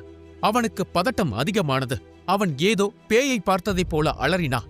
மூதாதையர் குகையில் அந்த நீல நிற கொடிகள் தாக்கிய போது மயக்கமடைந்த அவன் இப்போதுதான் எழுந்தான். அதனால் அவனுக்குள் இருந்த பயமும் பதட்டமும் போகவில்லை. அவன் வேகமாக மூச்சிறைக்க ஆரம்பித்தான். அவன் முகபாவத்தில் இருந்த கவலையை கவனித்த உத்ராவின் பார்வை இப்போது வத்சலாவை நோக்கி திரும்பியது. வத்சலா அபிமன்யுவை மென்மையான புன்னகையுடன் பார்த்துக் கொண்டிருந்தான். அபிமன்யு அமைதி நிலைக்கு வர சில நிமிடங்கள் ஆனது. பின்னர் ஆழ்ந்த மூச்சை எடுத்துக்கொண்டு உத்ராவை பார்த்து புன்னகைத்தான். உத்ரா பயம் கலந்த கோபத்துடன் அபிமன்யுவை பார்த்து, அபிமன்யு, என்ன நடந்தது என்று கேட்டா. பின்னர் அவன் உத்ராவை பார்த்து, ஒண்ணுமில்ல, திடீர்னு அரண்மனையில கண்ணு முழிச்சதும் என்ன நடக்குதுன்னே புரியல. அதுவும் பக்கத்துல யாருன்னு தெரியாத ஒரு ஆள் இருக்கிறத பார்த்ததும் பயம் வந்துருச்சு. எங்கேயாவது மாட்டிக்கிட்டோமோன்னு பதட்டப்பட ஆரம்பிச்சிட்டேன். அவ எனக்கு உதவி செய்யத்தான் வந்திருக்கான்னு நீ சொன்னதுக்கு அப்புறம்தான் போன உயிர் திரும்ப வந்திருக்க என்றா. அபிமன்யு எதையோ மறைப்பதை உத்ரா புரிந்து கொண்டான். ஆனால் அவன் நன்றாகிவிட்டான் என்பதாலும் அவனது காயங்கள் குணமாகிவிட்டன என்பதாலும் அவள் மற்ற விஷயங்களைப் பற்றி கவலைப்படவில்லை. அதே நேரத்தில் அபிமன்யுவுக்கு ஏதோ ஒன்று தோன்றியது. அவன் உத்ராவை பார்த்து, தாமாவும் நரசிம்மரும் இங்கே இருக்காங்களா என்று கேட்டான். உனக்கு எப்படி தெரியும் என்று ஆச்சரியத்துடன் உத்ரா கேட்டான். அப்போது அருகில் இருந்து ஒரு சிரிப்பு எதிரொலித்தது. உண்மையிலேயே நீ ஒரு அற்புதம்தான் அபிமன்யு. நீ என் சக்தியை உணர்ந்தாய் என்பதை என்னால் நம்ப முடியவில்லை. நீ 5வது நிலை வீரனாக மாறிக்கொண்டிருக்கிறாய். அதற்கு எனது வாழ்த்துக்கள் என்று கூறிக்கொண்டே நரசிம்மர் அங்கு வந்தார். அபிமன்யு பதிலளிக்கும் முன் நரசிம்மர் வேகமாக அவனை நோக்கி நடந்து வந்தார். அவனை பார்த்து பெருமையுடன் புன்னகைத்து, அபிமன்யு, நலமாக இருக்கிறாய்தானே? நீ எங்களை பயமுறுத்தி விட்டாய். நல்ல வேளை, உனக்கு எதுவும் ஆகவில்லை என்று பெருமூச்சு விட்டார். அபிமன்யு அவரை பார்த்து மரியாதையுடன் வணங்கி, நன்றி நரசிம்மரே, நான் இப்போது மிகவும் நலமாக இருக்கிறேன். ஆனால் என் சக்திகள் இன்னும் முழுமையாக திரும்பவில்லை. அதனால் நான் மீண்டும் என் பயிற்சியை துவங்க வேண்டும் என்றான். அப்போது தாமா அங்கு வந்தார். நிச்சயமாக துவங்கலாம். ஆனால் அதற்கு முன்னர் நீ ஒரு உண்மையை சொல்ல வேண்டும். குகையில் உன்னை தாக்கியது யார்? நீ யாருக்கும் பயப்பட வேண்டியதில்லை. அதில் தீவலய சேனை சம்பந்தப்பட்டிருந்தாலும் பரவாயில்லை, பயப்படாமல் கூறு. யார் தவறு செய்திருந்தாலும் அதற்குண்டான தண்டனையை அவர்கள் பெற்றுத்தான் ஆக வேண்டும். தாமாவின் சீடரை தொடும் தைரியம் யாருக்கு வந்தது என்று நான் தெரிந்து கொள்ள வேண்டும் என்றார். அதைக் கேட்டதும் அபிமன்யுவின் கண்கள் ஆச்சரியத்தில் விரிந்தது. நான் உங்கள் சீடன் என்று சொல்லிவிட்டீர்களா என்று அதிர்ச்சியுடன் கேட்டான்.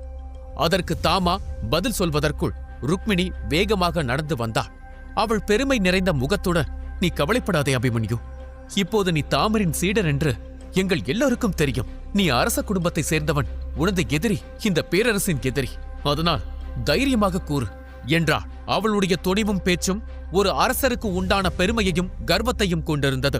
அபிமன்யு அவளை பார்த்து புன்னகைத்து, நன்றி இளவரசி. யாராவது என் எதிரியாக மாறினால் அவர்களை நான் உயிருடன் விடுவதே அரிது.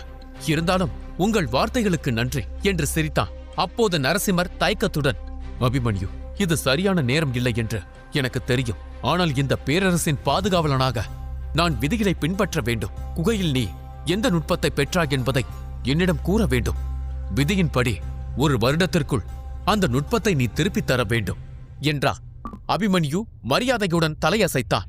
எனக்கு விதிகள் தெரியும் நரசிம்மரே, ஆனால் எனக்கு சிறப்பான எதுவும் கிடைக்கவில்லை. நான் குகைக்குள் இருந்தபோது நேரம் வேகமாக ஓடிக்கொண்டிருந்தது. வெறும் கையுடன் வந்துவிடுவோமோ என்ற பயத்தில் நான் ஒரு நீல ஒளியை நோக்கி சென்றேன். அங்கே தரணியுடன் சண்டையிட்டேன். அவனை தோற்கடித்த பிறகு நான் மீண்டும் நீல ஒளியை நோக்கி சென்றேன். அப்போது ஒரு நீல தாமரையை பார்த்தேன். அதில் இருந்து ஒரு நுட்பத்தை பெற்றேன். பின்னர் அந்த ஆபத்தான கொடிகள் என்னை தாக்கின. நான் அலறி அடித்துக்கொண்டு ஓடி வந்தேன். அதன் பிறகு நடந்தவை என்ன என்று உங்களுக்கே தெரியும் என்றான். அப்போது அங்கு உத்தமராயரும் வந்து இருந்தார். அபிமன்யு, நீ அங்கிருந்து எந்த நுட்பத்தை எடுத்தாய் என்று வேகமாக கேட்டார். அவரது முகம் முழுக்க பேராசை புன்னகை நிறைந்திருந்தது. உத்தமராயரின் நோக்கத்தை அறியாத அபிமன்யு அப்பாவியான முகத்துடன், அரசே, உண்மையை சொல்லப் போனால் அது என்னவென்று எனக்கே தெரியாது. நானே இன்னும் அதை பிரித்துக்கூட பார்க்கவில்லை. அங்கு பல தாமரைகள் இருந்தன, அதில் பல நுட்பங்கள் இருந்தன. என் கைக்கு மாட்டியதை எடுத்துக்கொண்டு நான் ஓடி வந்து விட்டேன் என்று கூறும்போது அவன் அனைவர் முகத்தையும் பார்த்தான். அனைவரும் அவனையே கூர்ந்து கவனித்துக் கொண்டிருந்தனர். அதை பார்த்ததும் அவனுக்கு ஒன்றும் புரியவில்லை. அவன் குழப்பத்துடன் அவர்களை பார்த்து, என்ன நடந்தது? நான் ஏதாவது தவறு செய்து விட்டேனா? எடுக்கக்கூடாத ஒன்றை எடுத்து விட்டேனா? நீங்கள் ஏன் என்னை எப்படி பார்க்கிறீர்கள்? எல்லோரும் நுட்பத்தை எடுப்பது சகஜம்தானே?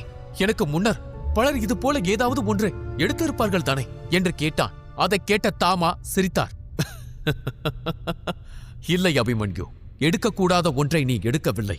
எடுக்க முடியாத ஒன்றை நீ எடுத்திருக்கிறாய். கடந்த 1000 ஆண்டுகளாக நீல தாமரையில் இருக்கும் நுட்பத்தை ஒருவர் கூட எடுக்கவில்லை. அங்கிருக்கும் நுட்பங்கள் எல்லாம் மூலக சக்தியில் தேர்ச்சி பெற்ற முன்னோர்கள் வைத்த நுட்பங்கள். அவை சாதாரணமானவையும் அல்ல. அதை எடுக்க நினைத்த யாரும் வெற்றி பெற்றதும் அல்ல என்று பெருமையோடு கூறினார். அதைக் கேட்டதும் அங்கிருந்த அனைவரும் பொறாமைப்பட ஆரம்பித்தனர். அனைவரும் அமைதியாக அந்த நுட்பத்தை பற்றி யோசித்துக் கொண்டிருந்த போது அமைதியை கலைக்கும்படி வத்சலா இருமினாள். அவள் அபிமன்யுவை பார்த்து, அபிமன்யு, உனது உள்காயங்கள் பற்றி நான் உன்னிடம் கொஞ்சம் பேச வேண்டும். இதையெல்லாம் முடித்த பிறகு என்னை சந்திக்கவா என்றாள். இதைச் சொல்லி அவள் வேட்டையனை பார்த்து சைகை செய்தாள். மற்ற அனைவரையும் புறக்கணித்து விட்டு அவர்கள் இருவரும் அங்கிருந்து வெளியேறினர். அவள் வெளியேறும்போது திரும்பி அபிமன்யுவை பார்த்து, அபிமன்யு, நான் உனக்காக காத்திருப்பேன், மறந்து விடாதே என்று சிரித்துக்கொண்டே கூறினாள். அனைவரும் ஆச்சரியத்துடன் அவளை பார்த்தார்கள். சிலர் எரிச்சல் அடைந்தனர். அந்த எரிச்சலடைந்தவர்களின் ஒருவரான உத்ரா அபிமன்யுவை நோக்கி வந்து, அபிமன்யு, ஏதாவது பிரச்சனையா? உண்மையிலேயே உனக்கு உள்காயங்கள் இருக்கிறதா என்று கேட்டாள். அவள் குரலில் கவலையும் பதட்டமும் இருந்தது. ஆனால் அபிமன்யு அதை பற்றியெல்லாம் கண்டு கொள்ளவில்லை. அவன் ஒரு வேகத்தோடு அவளை பார்த்து, ஆம், என் உள்சக்தி கொஞ்சம் பலவீனமாகத்தான் இருக்கு. ஆனா அதுல கவலைப்பட ஒண்ணுமில்ல. இப்ப கூட என்னால தரணிய முழு வீச்சோட எதிர்கொள்ள முடியும் என்று ஆர்வத்தோடு கூறினான். இவன் திருந்த மாட்டான் என்று உத்ரா பெருமூச்சு விட்டாள். பின்னர் அபிமன்யு தனது மோதிரத்தில் இருந்து ஒரு ஒளிரும் காகிதத்தை வெளியே எடுத்தான். தங்க நிறத்தில் இருந்த அந்த காகிதத்தின் மேல் நீல ஒளி பிரகாசித்துக் கொண்டிருந்தது. அதை பார்த்ததும் அனைவருக்கும் மூச்சடைக்க ஆரம்பித்தது. அவர்களது கண்கள் விரிந்தது. பேராசை அவர்களை ஆட்டிப் பிடித்தது. உண்மையிலேயே இது நீலவண்ண குகையில் இருந்து எடுக்கப்பட்டதுதான். அதிலிருந்து வரும் மர்மமான சக்தி நீலத்தாமரை குகையில் இருந்து வந்தது என்று நரசிம்மர் ஆச்சரியத்துடன் கூறினார். எல்லோராலும் அந்த ஒளியை பார்க்க முடிந்தது. ஆனால் அதற்குள் என்ன இருக்கிறது என்பதை பார்க்க முடியவில்லை. தாமா அபிமன்யுவை பார்த்து, அபிமன்யு, அதை படிக்க நீ உன் உள்சக்தியை பயன்படுத்த வேண்டும். ஒருவேளை உனக்கு போதுமான வலிமை இல்லை என்றால் கொஞ்ச நாட்கள் காத்திருந்து முயற்சி செய் என்றார். அதற்கு அபிமன்யு அதிக ஆர்வத்துடன், நான் ஒரு முறை முயற்சி செய்து பார்க்கிறேன் ஆச்சாரியரே என்றார். அபிமன்யு தரையில் அமர்ந்து கண்களை மூடிக்கொண்டு தனது சக்தியை திரட்ட ஆரம்பித்தார். அதை அந்த காகிதத்திற்குள் செலுத்தி அதற்குள் என்ன இருக்கிறது என்பதை புரிந்து கொள்ள முயன்றார். அபிமன்யுவால் அந்த காகிதத்தில் இருப்பதை கண்டுபிடிக்க முடியுமா? வத்சலாவின் உள்நோக்கம் என்ன? உத்ரா சந்தேகப்படுவதைப் போல வத்சலாவுக்கு ஏதாவது ரகசிய திட்டம் இருக்கிறதா? இதற்கான பதில்களை தெரிந்து கொள்ள இந்திரஜித் தி டிவைன் வாரியர் என்ற சிலிர்ப்பூட்டும் கற்பனை கதையை பாக்கெட் எஃப்எம்மில் கேளுங்கள்.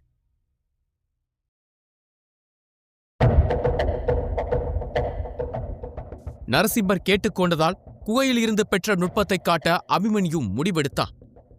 நீலத்தாமரையில் இருந்து தான் மீட்டெடுத்து ஒளிரும் நீல நிற காகித துண்டை வெளியே எடுத்தான். அதை திறந்தவுடன் அவனது விரல்கள் நடுங்க ஆரம்பித்தது. அடுத்த நொடியில் அந்த நடுக்கம் முழு உடலில் தீப்பிடித்தது போல பரவியது. அவன் மூச்சு தடுமாறியது. கண்கள் மங்கத் தொடங்கின. உடல் எடையில்லாதது போல குலுங்கியது. அதை பார்த்த உத்ரா பயந்து போய், அபிமன்யு நிறுத்து என்று கத்தினார். ஆனால் அவளது குரல் அபிமன்யுவின் காதில் விழவே இல்லை. திடீரென்று அவனுக்கு தலை சுற்ற ஆரம்பித்தது. அவனால் அவனையே கட்டுப்படுத்த முடியவில்லை. அவன் நெற்றியை பிடித்துக்கொண்டு மண்டியிட்டான். ஒரு சிதைந்த சுவாசம் அவன் வாயிலிருந்து வெளியேறியது. அவனது முகம் வலியில் சுருங்கியது. நரம்புகள் புடைத்தெழுந்தன. உடல் முழுவதும் சூடு பொங்கியது. அவன் படிப்படியாக தாமாவை நோக்கி தலை தூக்கி பார்த்தான். அவனது கண்கள் குழப்பத்தாலும் வலியாலும் கலங்கின. ஆச்சாரியரே! அவன் குரல் உடைந்தது. என்னால ஏன் இந்த நுட்பத்தை படிக்க முடியல? அவன் தன் தலையை தாங்க முடியாமல் குலுக்கினான். தலையே பிளந்துடுற மாதிரி இருக்கு. என்ன நடக்குது என்னோட உடம்புக்குள்ள? தாமா சிரித்தபடியே அபிமன்யுவை மேலே தூக்கினான். அபிமன்யு, இந்த நுட்பம் சாதாரண நுட்பம் இல்லை என்று தாமா அமைதியாக பேசினார். இதை கற்றுக்கொள்ள வேண்டும் என்றால் அதற்கான நிலைமையை நீ அடைய வேண்டும். உன் முழு பலத்தையும் உன் உள்ளுணர்வையும் ஒரே புள்ளியில் திரட்டி நிறுத்தி வைக்கும் போதுதான் இந்த நுட்பம் உன் முன்னால் திறக்கும். இப்போது நீ இருக்கும் நிலைமையில் இதை படிக்க முயன்றால் உன்னை நீயே காயப்படுத்திக் கொள்வாய். அதனால் இப்போதைக்கு அதை ஒதுக்கி வை. சரியான நேரத்தில் அது தானாக உன்னை தேடி வரும். தாமாவின் குரலில் ஒரு தெளிவு இருந்தது. அபிமன்யுவை காப்பாற்றும் ஒரு கவலையும் அவர் முகத்தில் தெரிந்தது. அதை கேட்டதும் அங்கிருந்த அனைவரின் கண்களும் ஒரே நேரத்தில் அந்த நீல காகிதத்தை நோக்கி திரும்பின. சிலரின் கண்கள் ஆச்சரியம், சிலரின் கண்கள் பேராசை, சிலரின் கண்களில் பயம் கூட இருந்தது. நடப்பதையெல்லாம் பார்க்கும்போது அந்த நுட்பத்தை பற்றிய ஆவலும் அது எப்படிப்பட்டதாக இருக்கும் என்பதை அறிந்து கொள்ளும் ஆர்வமும் அனைவருக்கும் அதிகமானது. சில மூத்தவர்கள் அதை எப்படியாவது அபிமன்யுவிடம் இருந்து கைப்பற்ற வேண்டும் என்று ஆசைப்பட்டனர். ஆனால் தாமா அங்கே நின்றிருந்தார். இந்த உலகில் தாமாவுடனே நேருக்கு நேர் நிற்க தைரியம் கொண்டவர்கள் மிகச்சிலர் மட்டுமே. அதனால் அனைவரும் தங்கள் பேராசையை உள்ளுக்குள் அடக்கிக் கொண்டு வெளியில் அமைதியாகவே நின்றனர். அபிமன்யு சிறிது குழப்பத்துடன் தாமாவை பார்த்தான். ஆனா ஆச்சாரியரே, நான் இந்த நுட்பத்தை பற்றி நரசிம்மரிடம் கூற வேண்டுமே, அதுதானே போட்டியின் விதி. அவன் கண்களில் ஒரு அப்பாவித்தனமும் குரலில் ஒரு நேர்மையும் இருந்தது. தாமா அங்கிருந்த அனைவரையும் ஒரு முறை சுற்றி பார்த்தார். அனைவர் கண்களிலும் ஆர்வமும் பொறாமையும் மறைத்து வைத்த பேராசையும் ஒட்டி கிடந்தது. அதை கவனித்த தாமா நிதானமாக அபிமன்யுவின் கையில் இருந்த நீல காகிதத்தை எடுத்தார். அதை தனது உள்ளங்கையில் வைத்து மெதுவாக தன் சக்தியை அதில் செலுத்தினார். காகிதத்தின் மேல் ஒளி அலை பாய்ந்தது. சில எழுத்துக்கள் மறைந்தன, சில எழுத்துக்கள் மாற்றமடைந்தன. அடுத்த நொடியில் அந்த காகிதத்தின் மேல் அபிமன்யுவுக்கு மட்டும் தெரியும் சில வார்த்தைகள் மெதுவாக வெளிச்சத்துடன் மிளிரத் தொடங்கின. அதை பார்த்தவுடன் அபிமன்யுவின் கண்கள் விரிந்தது. சுற்றி இருந்தவர்கள் ஆர்வம் அதிகமானது. ஆனால் அந்த காகிதத்தில் தெளிவாக தெரிந்தது 2 வார்த்தைகள் மட்டுமே. அதை பார்த்த தாமா அபிமன்யுவை நோக்கி மெதுவாக சிரித்தார். அபிமன்யு, போட்டி விதிகளின்படி நீ கைப்பற்றிய நுட்பத்தின் பெயரை சொன்னால் மட்டும் போதும். அதன் முழு ரகசியங்களையும் வெளிப்படுத்த வேண்டும் என்ற அவசியம் இல்லை. அதனால் நான் கூட அதை படிக்க விருப்பப்படவில்லை. இப்போதைக்கு என் சக்தியால் அதன் பெயரை மட்டும் வெளிக்காட்டி இருக்கிறேன். நீ அதை மட்டும் கூறினால் போதுமானதாக இருக்கும். அதை கேட்டவுடன் அங்கிருந்த அனைவரும் ஒரே நேரத்தில் முகம் சுளித்தனர். தாமா திரும்பி உத்தமராயரை பார்த்து புன்னகையுடன், அரசே, நான் சொல்வது சரிதானே என்று கேட்டார். வேறு வழியில்லாமல் உத்தமராயர் சிரித்துக்கொண்டே தலையசைத்தார். அங்கிருக்கும் அனைவரைப் போல அவருக்கும் அந்த நுட்பத்தை பற்றி அறிந்து கொள்ள வேண்டும் என்ற ஆசை அவருக்கு இருந்தது. ஆனால் அதை தாமா தடுத்து விட்டார். அவர் வேறு வழியில்லாமல் அமைதியாக நின்றார். ஆனால் அவரது மனம் மட்டும் அந்த நுட்பத்தின் ரகசியத்தை திறக்க மறைமுகமாகவே யோசனை செய்யத் தொடங்கியது. அதற்குள் தாமா அந்த காகித துண்டை அபிமன்யுவிடம் திருப்பிக் கொடுத்தா. அபிமன்யு அதை வாங்கி அதில் இருந்த வார்த்தைகளை படிக்க ஆரம்பித்தான். வான்சுடர் பிரளயம் என அவன் மெதுவாக உச்சரித்தான். அந்த ஒரு வார்த்தை அங்கே நின்ற அனைவரின் நெஞ்சையும் கத்தி போட்டு அறுத்தது போல அதிர்ச்சி கொடுத்தது. ஒரே நொடி அனைவரின் முகமும் தீவிரமானது. கண்கள் விரிந்தது, மூச்சு தடுமாறியது. ஏனென்றால் வான்சுடர் நுட்பம் பஞ்சபூத வீரர்களின் ஒருவரான வாயுதேவர் உருவாக்கிய ஒரு அச்சுறுத்தும் நுட்பம். முன்பு ஒரு காலத்தில் திடீரென்று வானத்தில் ஒரு மாற்றம் ஏற்பட்டது. நெருப்பு பந்துகளைப் போல எரியும் நெருப்பு கற்கள் வானத்தில் இருந்து பூமியை நோக்கி வந்து கொண்டிருந்தன. ஒவ்வொரு நெருப்புக்கல்லும் ஒரு ஊரையே அழிக்கக்கூடியதாக இருந்தது. ஆனால் அந்த கற்கள் எந்த ஊரின் மீதும் விழவில்லை. அதிசயமாக அது ஒரு அடர்ந்த காட்டில் விழுந்தது. அந்த முழுக்காடும் பற்றி எரிந்தது. யாராலும் அந்த நெருப்பை அடக்க முடியவில்லை. முழுக்காடு ஒரே நேரத்தில் நரகத்தின் வாயிலைப் போல் எரிந்தது. அதன் பிறகு வாயுதேவர் அந்த நெருப்பு கற்களை பார்வையிட பேரழிவு நடந்த காட்டிற்குள் நடந்து சென்றார். அந்த நெருப்பு கற்கள், அதில் இருந்து விழுந்த தீப்பிழம்புகள் என அனைத்தையும் ஆராய்ந்தார். அதை பயன்படுத்தி அவர் வடிவமைத்த ஒரு தாக்குதல் நுட்பம்தான் வான்சுடர் பிரளய நுட்பம். ஒரு பஞ்சபூத வீரனுக்கு இந்த நுட்பம் பெரிய விஷயம் அல்ல. அவனிடம் இருக்கும் 1000 நுட்பங்களில் இதுவும் ஒன்று. அதுவே ஒரு சாதாரண போர் வீரன் கையில் இது கிடைத்தால் பஞ்சபூதத்தின் தன்மையை அவனால் புரிந்து கொள்ள முடியும். இதன் மீதி பாகங்களை கண்டுபிடித்து அதிலும் தேர்ச்சி பெற்றால் பஞ்சபூத வீரனையே அவனால் எதிர்கொள்ள முடியும். சரியாக சொல்ல வேண்டும் என்றால் அபிமன்யு இந்த நுட்பத்தை கற்றுக்கொண்டு இதன் மீதி பகுதிகளையும் கண்டுபிடித்து அதிலும் கை தேர்ந்தவனாக மாறினால் அவனால் தாமாவையே எதிர்க்க முடியும். அதை கேட்டவுடன் அங்கிருந்த அனைவரின் இதயங்களிலும் பேராசை ஆலமரமாக எழுந்தது. அனைவரும் தங்களை தாங்களே திட்டிக் கொள்ள ஆரம்பித்தனர். பல வருடங்களாக பலரும் மூதாதையர் குகைக்குள் நுழைந்துள்ளனர். ஆனால் யாருக்கும் இப்படி ஒரு நுட்பம் கிடைக்கவில்லை. அவர்கள் தங்களை துரதிர்ஷ்டசாலிகள் என்று நினைத்தனர். இப்போது உத்தமராயரது பேராசை மேலும் மேலும் அதிகரித்தது. அவர் ஒரு திட்டம் தீட்டினார். அவர் அபிமன்யுவை பார்த்து புன்னகைத்து, அபிமன்யு, நீ உண்மையிலேயே அதிர்ஷ்டசாலி. எண்ணற்ற வீரர்கள் தேடிக்கொண்டிருக்கும் இவ்வளவு பெரிய பொக்கிஷம் உன் கைக்கு வரும் என்று நான் எதிர்பார்க்கவில்லை. முதலில் அதற்கு எனது வாழ்த்துக்கள். இருந்தாலும் தாமா சொன்னதைப் போல இப்போதைக்கு உன்னால் இதை பயிற்சி செய்ய முடியுமா என்று தெரியவில்லை. ஒருவேளை உன்னால் இதில் வெற்றி பெற முடியவில்லை என்றால் நீ தயங்காமல் நரசிம்மரிடம் சொல்லலாம். அவர் உனக்கு இதற்கு பதில் ஒரு நல்ல மின்னல் தாக்குதல் நுட்பத்தை தருவார். இது விதிகளுக்கு எதிரானதுதான். இருந்தாலும் உனக்காக இதை நான் செய்கிறேன். அதை கேட்டவுடன் அபிமன்யு கண் விரித்து பார்த்தார்.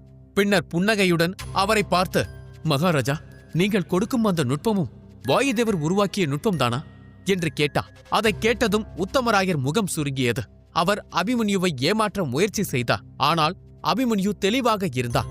உத்தமராயர் ஏமாற்றத்துடன் பெருமூச்சு விட்டு, இல்லை, அது வாயுதேவரின் நுட்பம் அல்ல, ஆனால் அது சக்தி வாய்ந்தது என்றார். அதை கேட்டு அபிமன்யு யோசித்தான். பரவாயில்லை, நான் இதையே பயிற்சி செய்கிறேன். இதில் என்னால் தேர்ச்சி பெற முடியாவிட்டால் நான் ஆச்சாரியனிடம் தெரிவிக்கிறேன் என்றார். உத்தமராயர் ஒரு போலியான புன்னகையை காட்டினார்.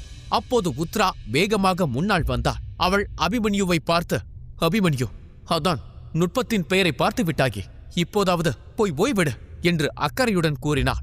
அவள் அக்கறை அங்குள்ள பலருக்கு எரிச்சல் ஊட்டியது. ஆனால் அந்த இடத்தில் யாராலும் எதுவும் பேச முடியவில்லை. அங்கிருக்கும் ஒவ்வொருவர் பேசும் பேச்சிற்கு பின்னாலும் ஒரு ரகசியம் இருந்தது. ஒவ்வொருவரும் ஏதோ ஒரு உள்நோக்கத்துடன் நடிக்கிறார்கள் என்பதை மற்றவர்களால் புரிந்து கொள்ள முடிந்தது. ஆனால் கண்டுபிடிக்க முடியவில்லை.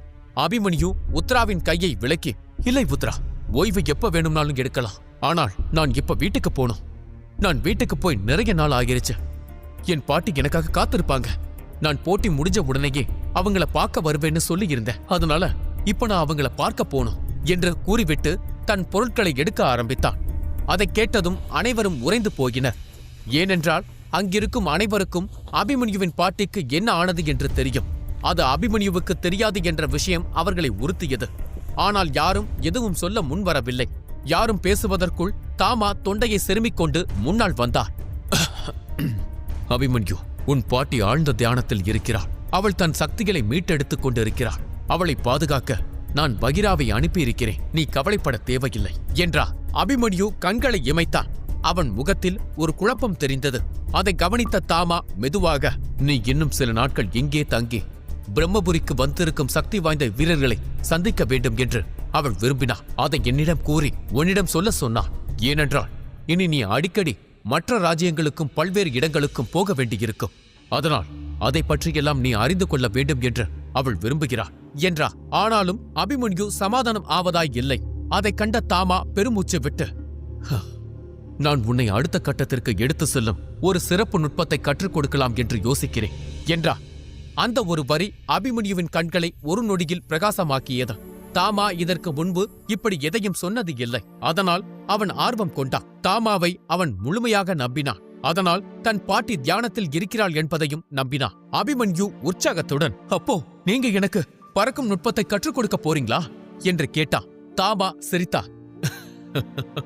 இல்லை அபிமன்யு, பறக்கும் நுட்பங்கள் தனித்துவமானவை. அதை எப்போது சொல்லித்தர முடியாது.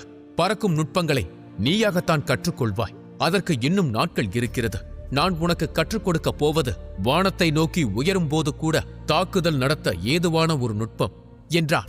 அந்த வார்த்தைகள் கேட்டவுடன் அபிமன்யுவின் மனம் பொங்கி எழுந்தது. அவன் ஆர்வம் அதிகமானது. மற்றவர்களுக்கு பொறாமை அதிகமானது. சரி, இப்போதைக்கு நீ ஓய்வெடுக்க வேண்டும். பின்னர் அனைத்தையும் பார்த்துக் கொள்ளலாம் என்றார். கண்டிப்பா ஆச்சாரியரே என்று அபிமன்யு சிரித்தான். அப்போது ருக்மிணி அபிமன்யுவை நோக்கி வந்தாள். அவள் சிரித்துக் கொண்டே, அபிமன்யு, இன்றிலிருந்து சரியாக 8 நாட்களுக்கு பிறகு சதய விழா மற்றும் மாவீரர் போட்டியின் முடிவை குறிக்கும் வகையில் பிரம்மபுரியில் ஒரு கொண்டாட்ட விழா நடைபெறும். திருவிழா 10 நாட்கள் நீடிக்கும். இறுதி நாளில் ஒரு பிரம்மாண்டமான நிகழ்வு இருக்கிறது.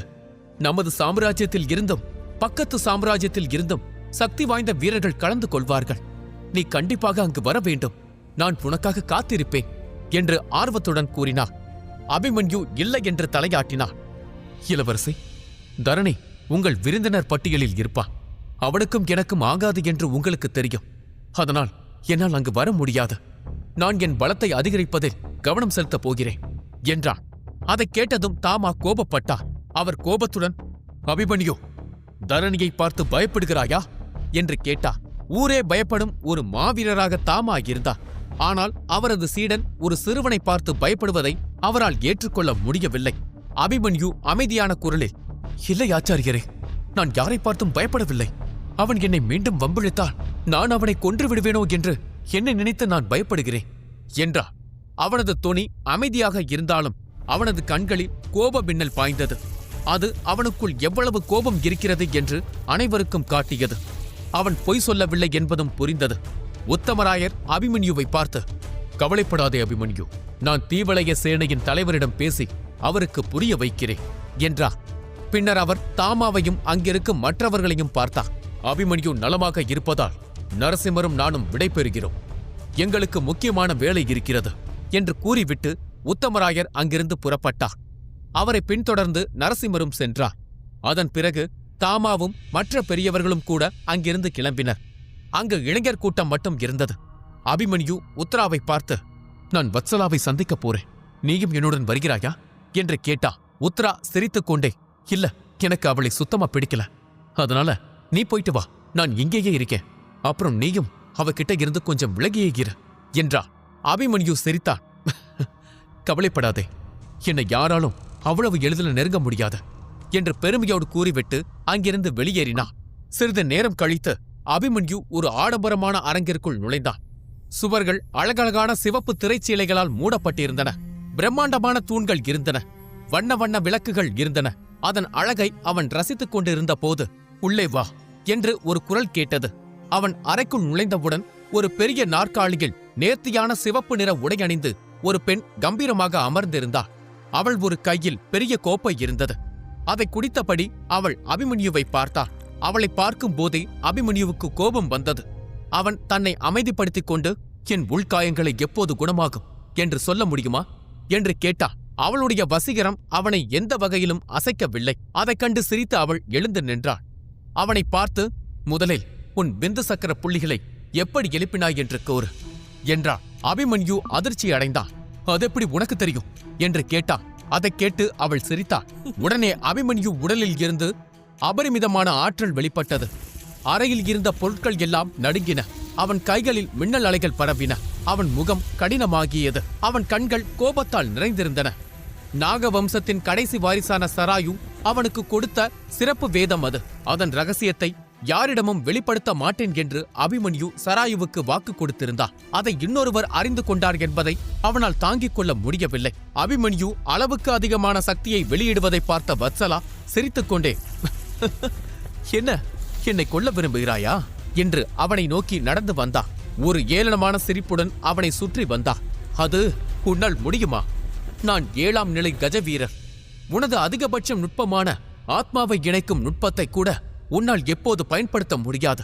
பின்னர் எந்த தைரியத்தில் என்னை கொல்ல முடியும் என்று யோசித்தாய்? உனது ரகசியத்தையே கண்டுபிடித்த என்னால் வேறு என்னவெல்லாம் செய்ய முடியும் என்று யோசித்துப்பாய். அப்போது தோன்றும் என்னை கொல்லலாமா வேண்டாமா என்று என்றாள். அதை கேட்டவுடன் அபிமன்யு அமைதியடைந்தான். பின்னர் அவள் தன் இருக்கையில் போய் அமர்ந்தாள். அவனையும் உட்காரச் சொன்னாள். இங்கு பார், நான் உன் உயிரை காப்பாற்றினேன். உனக்கு ஒரு உதவி செய்திருக்கிறேன். உன் சிகிச்சைக்காக 4 லட்சம் தங்க நாணயங்களை செலவிட்டிருக்கிறேன். ஆனால் நீ என்னை கொல்ல பார்க்கிறாய். இதை நான் வேட்டையரிடம் சொன்னால் என்ன நடக்கும் தெரியுமா? வேட்டையர் எப்படிப்பட்டவர் என்று உன் தாமா உன்னிடம் சொன்னாரா என்று ஒரு தந்திரமான புன்னகையுடன் கேட்டார். தனக்கு கிடைத்திருக்கும் நுட்பத்தை அபிமன்யு பாதுகாப்பானா? வத்சலாவின் உண்மையான திட்டம் என்ன?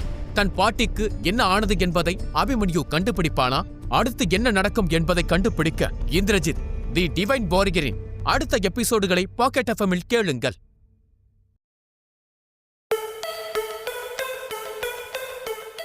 வத்சலா அழைத்ததால் அபிமன்யு அவள் அறைக்கு சென்றான். தன் காயங்களைப் பற்றி அவன் அவளிடம் விசாரித்துக் கொண்டிருந்த போது அவள் அவனது பிந்து சக்கர புள்ளிகளைப் பற்றி கேட்டாள். அதை கேட்டவுடன் அபிமன்யு அதிர்ந்து போனா. தனது ரகசியத்தை அறிந்து கொண்டதற்காக அவன் அவளை தாக்குவதற்கு பாய்ந்தான். ஆனால் வத்சலா அதை மிக எளிதாக சமாளித்தார்.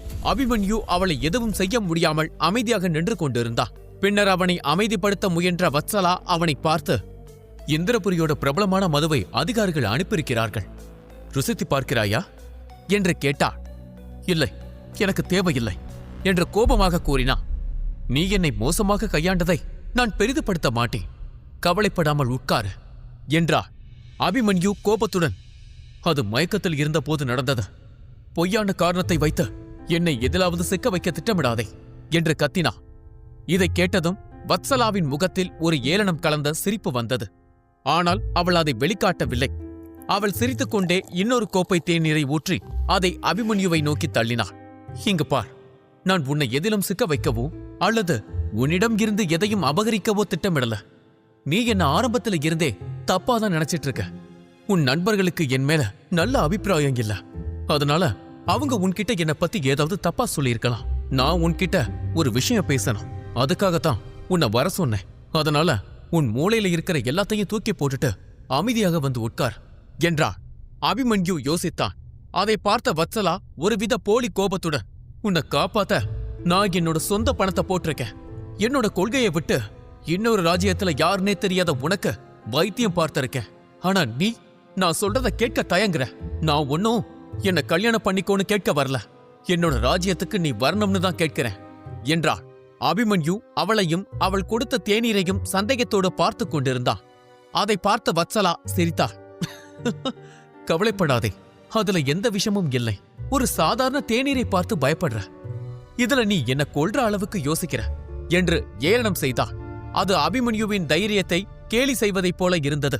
அவன் தைரியத்தை வரவழைத்துக் கொண்டு அவளை பார்த்து, நான் உன்னை பார்த்து பயந்துட்டேன்னு நினைச்சா அது உன் முட்டாள்தனம் என கூறி தேநீரை எடுத்து பருகினான். அந்த இடத்தில் இவ்வளவு நேரம் நீடித்த கலவரம் ஒரு வழியாக முடிவிற்கு வந்தது. வத்சலா பெருமூச்சு விட்டு அவனை பார்த்து, தெளிவா சொல்றேன், நல்லா கேட்டுக்கோ. எனக்கு நீ எடுத்த நுட்பத்து மேலேயோ உன் பணத்து மேலேயோ, ஏன் உன் மேல கூட எந்த ஆர்வமும் இல்லை. ஆனா நீ எனக்கு ஒரு உதவி செய்யணும். எங்க பிரிவுல ஒரு முட்டாள்தனமான விதி இருக்கு. தலைவரா வரப்போற வாரிசு ஒருவேளை பெண்ணா இருந்தா அங்க ராஜ்யத்துல நடக்கிற மாவீரர் போட்டியில வெற்றி பெற்ற வீரனை கல்யாணம் பண்ணிக்கணும். இல்லனா அந்த தலைவர் பதவி அடுத்த வாரிசுக்கு போயிடும் என்றார். அதை கேட்ட அபிமன்யு கோபம் அடைந்தான். அப்போ நான் உன்னை கல்யாணம் பண்ணிக்கணும்னு சொல்ல வரியா? அதுக்கு வாய்ப்பே இல்லை. உன்ன மாதிரி அரச பதவிக்காக கல்யாணம் பண்ணிக்கிற ஆள் நான் இல்லை. நான் கல்யாணம்னு ஒண்ணு பண்ணா அது நான் காதலிச்ச பொண்ணாதான் இருக்கணும் என்று தைரியமாக சொன்னான். ஆனால் அதையெல்லாம் வத்சலா பெரிதாக எடுத்துக்கொள்ளவில்லை. அது எனக்கு தெரியும், நீ யாரோ ஒருத்தரை காதலிக்கிறேன்னு. நேத்து ராத்திரி கூட அவளை பத்தி தான் புலம்பிக்கிட்டே இருந்த. அத பத்தி எனக்கு கவலை இல்ல. ஏன்னா முட்டாள்கள் தான் காதல் பண்ணுவாங்க. உனக்கு அது சரியாக இருக்கும் என்றான். அதை கேட்டதும் அபிமன்யு கோபத்தில் வெடித்தான். அவன் தேநீர் கோப்பையை கையாலேயே உடைத்தான். போதும், உன்னோட ஏளன பேச்ச இதோட நிறுத்திக்கோ. உனக்கு என்ன வேணும்னு தெளிவா சொல்லு என்று கத்தினான். அவள் நாற்காலியில் கால் மேல் கால் போட்டு அமர்ந்தபடி அலட்சியமாக அவனை பார்த்து, ஏன் இவ்வளவு கோபப்படுற? கொஞ்சம் அமைதியாகிற. நீ என் ராஜ்யத்துல நடக்கிற போட்டியில கலந்துக்கணும், கலந்து வெற்றி பெறணும். அதுக்கப்புறம் என்ன கல்யாணம் பண்ணிக்க விருப்பம் இல்லைன்னு சொல்லி எல்லாரும் முன்னாடியும் திருமணத்தை நிறுத்தணும். அதை செஞ்சா நமக்குள்ள இருக்க கடன் தீர்ந்திடும். கூடுதலா உனக்கு என்னோட ஆதரவும் கிடைக்கும். நீ கனவுல கூட நினைச்சு பார்க்காத மூலிகையையும் வேதங்களையும் கூட என்கிட்ட இருந்து வாங்க முடியும். இதை நீ ஒத்துக்கிட்டா எல்லாம் சுமூகமா முடியும். ஒருவேளை நீ இதை ஒத்துக்காம மறுத்தா, நேத்து ராத்திரி நீ என்கிட்ட தப்பா நடந்துகிட்ட அப்படின்னு எல்லார்கிட்டையும் சொல்லுவேன் என்று கூறிவிட்டு தன் மது கோப்பையை எடுத்து குடித்தார். அபிமன்யுவின் பதிலுக்காக அமைதியாக காத்திருந்தார். அபிமன்யுவுக்கு கோபம் எரிமலை போல வெடித்தாலும் அவனால் எதுவும் செய்ய முடியவில்லை. அவன் அனைத்தையும் யோசித்து பார்த்தான். இந்த ஒப்பந்தத்தை ஏற்றுக்கொண்டால் என்ன நன்மைகள் கிடைக்கும், என்ன பிரச்சனைகள் வரும் என்று கணக்கிட்டான். பிரச்சனைகளை விட நன்மைகள் அதிகம் இருந்தது. ஆனால் ஒன்று மட்டும் அவனுக்கு புரியவில்லை. ஏன் இந்த இளவரசிகள் தன்னை பகடைக்காயா பயன்படுத்துகிறார்கள் என்பதற்கு மட்டும் அவனுக்கு விடை தெரியவில்லை. சிறிது நேரம் யோசித்த பிறகு அபிமன்யு அவளை பார்த்து, சரி, நான் ஒத்துக்கிறேன், எப்போ கிளம்பலாம் என்று கேட்டா. அதுக்கு முன்னால ஒரு விஷயம், என்னோட அழகையும் அந்தஸ்தையும் பார்த்து மயங்கி அந்த நேரத்துல நான் திருமணம் செய்ய ஒத்துக்கொள்கிறேன் அப்படின்னு ஏதாவது சொன்னா அதுதான் உன்னோட கடைசி நாளாக இருக்கும் என்று கர்வத்துடன் கூறினார். அதை கேட்ட அபிமன்யு சிரித்தான். அத நான் சொல்லணும்? இது வெறும் ஒப்பந்தம்தான். தேவையில்லாம என் கிட்ட கூட நீ வரக்கூடாது. ஏதாவது ஒரு திட்டத்தோட நீ மறுபடியும் என்ன நெருங்க முயற்சி செஞ்சா என் உயிரை காப்பாத்தின வைத்தியர்னு கூட பார்க்க மாட்டேன் என்று திட்டவட்டமாக கூறினார். சரி என்று வத்சலா தலையசைத்தாள். ஆனால் அவள் மனதிற்குள் வேறு ஒன்று ஓடியது. உள்ளுக்குள் அவள், உன்னால என் பிடியில இருந்து விலகவே முடியாது என நினைத்தாள். பேசி முடித்து விட்டதால் அபிமன்யு அங்கிருந்து கிளம்ப எழுந்தான்.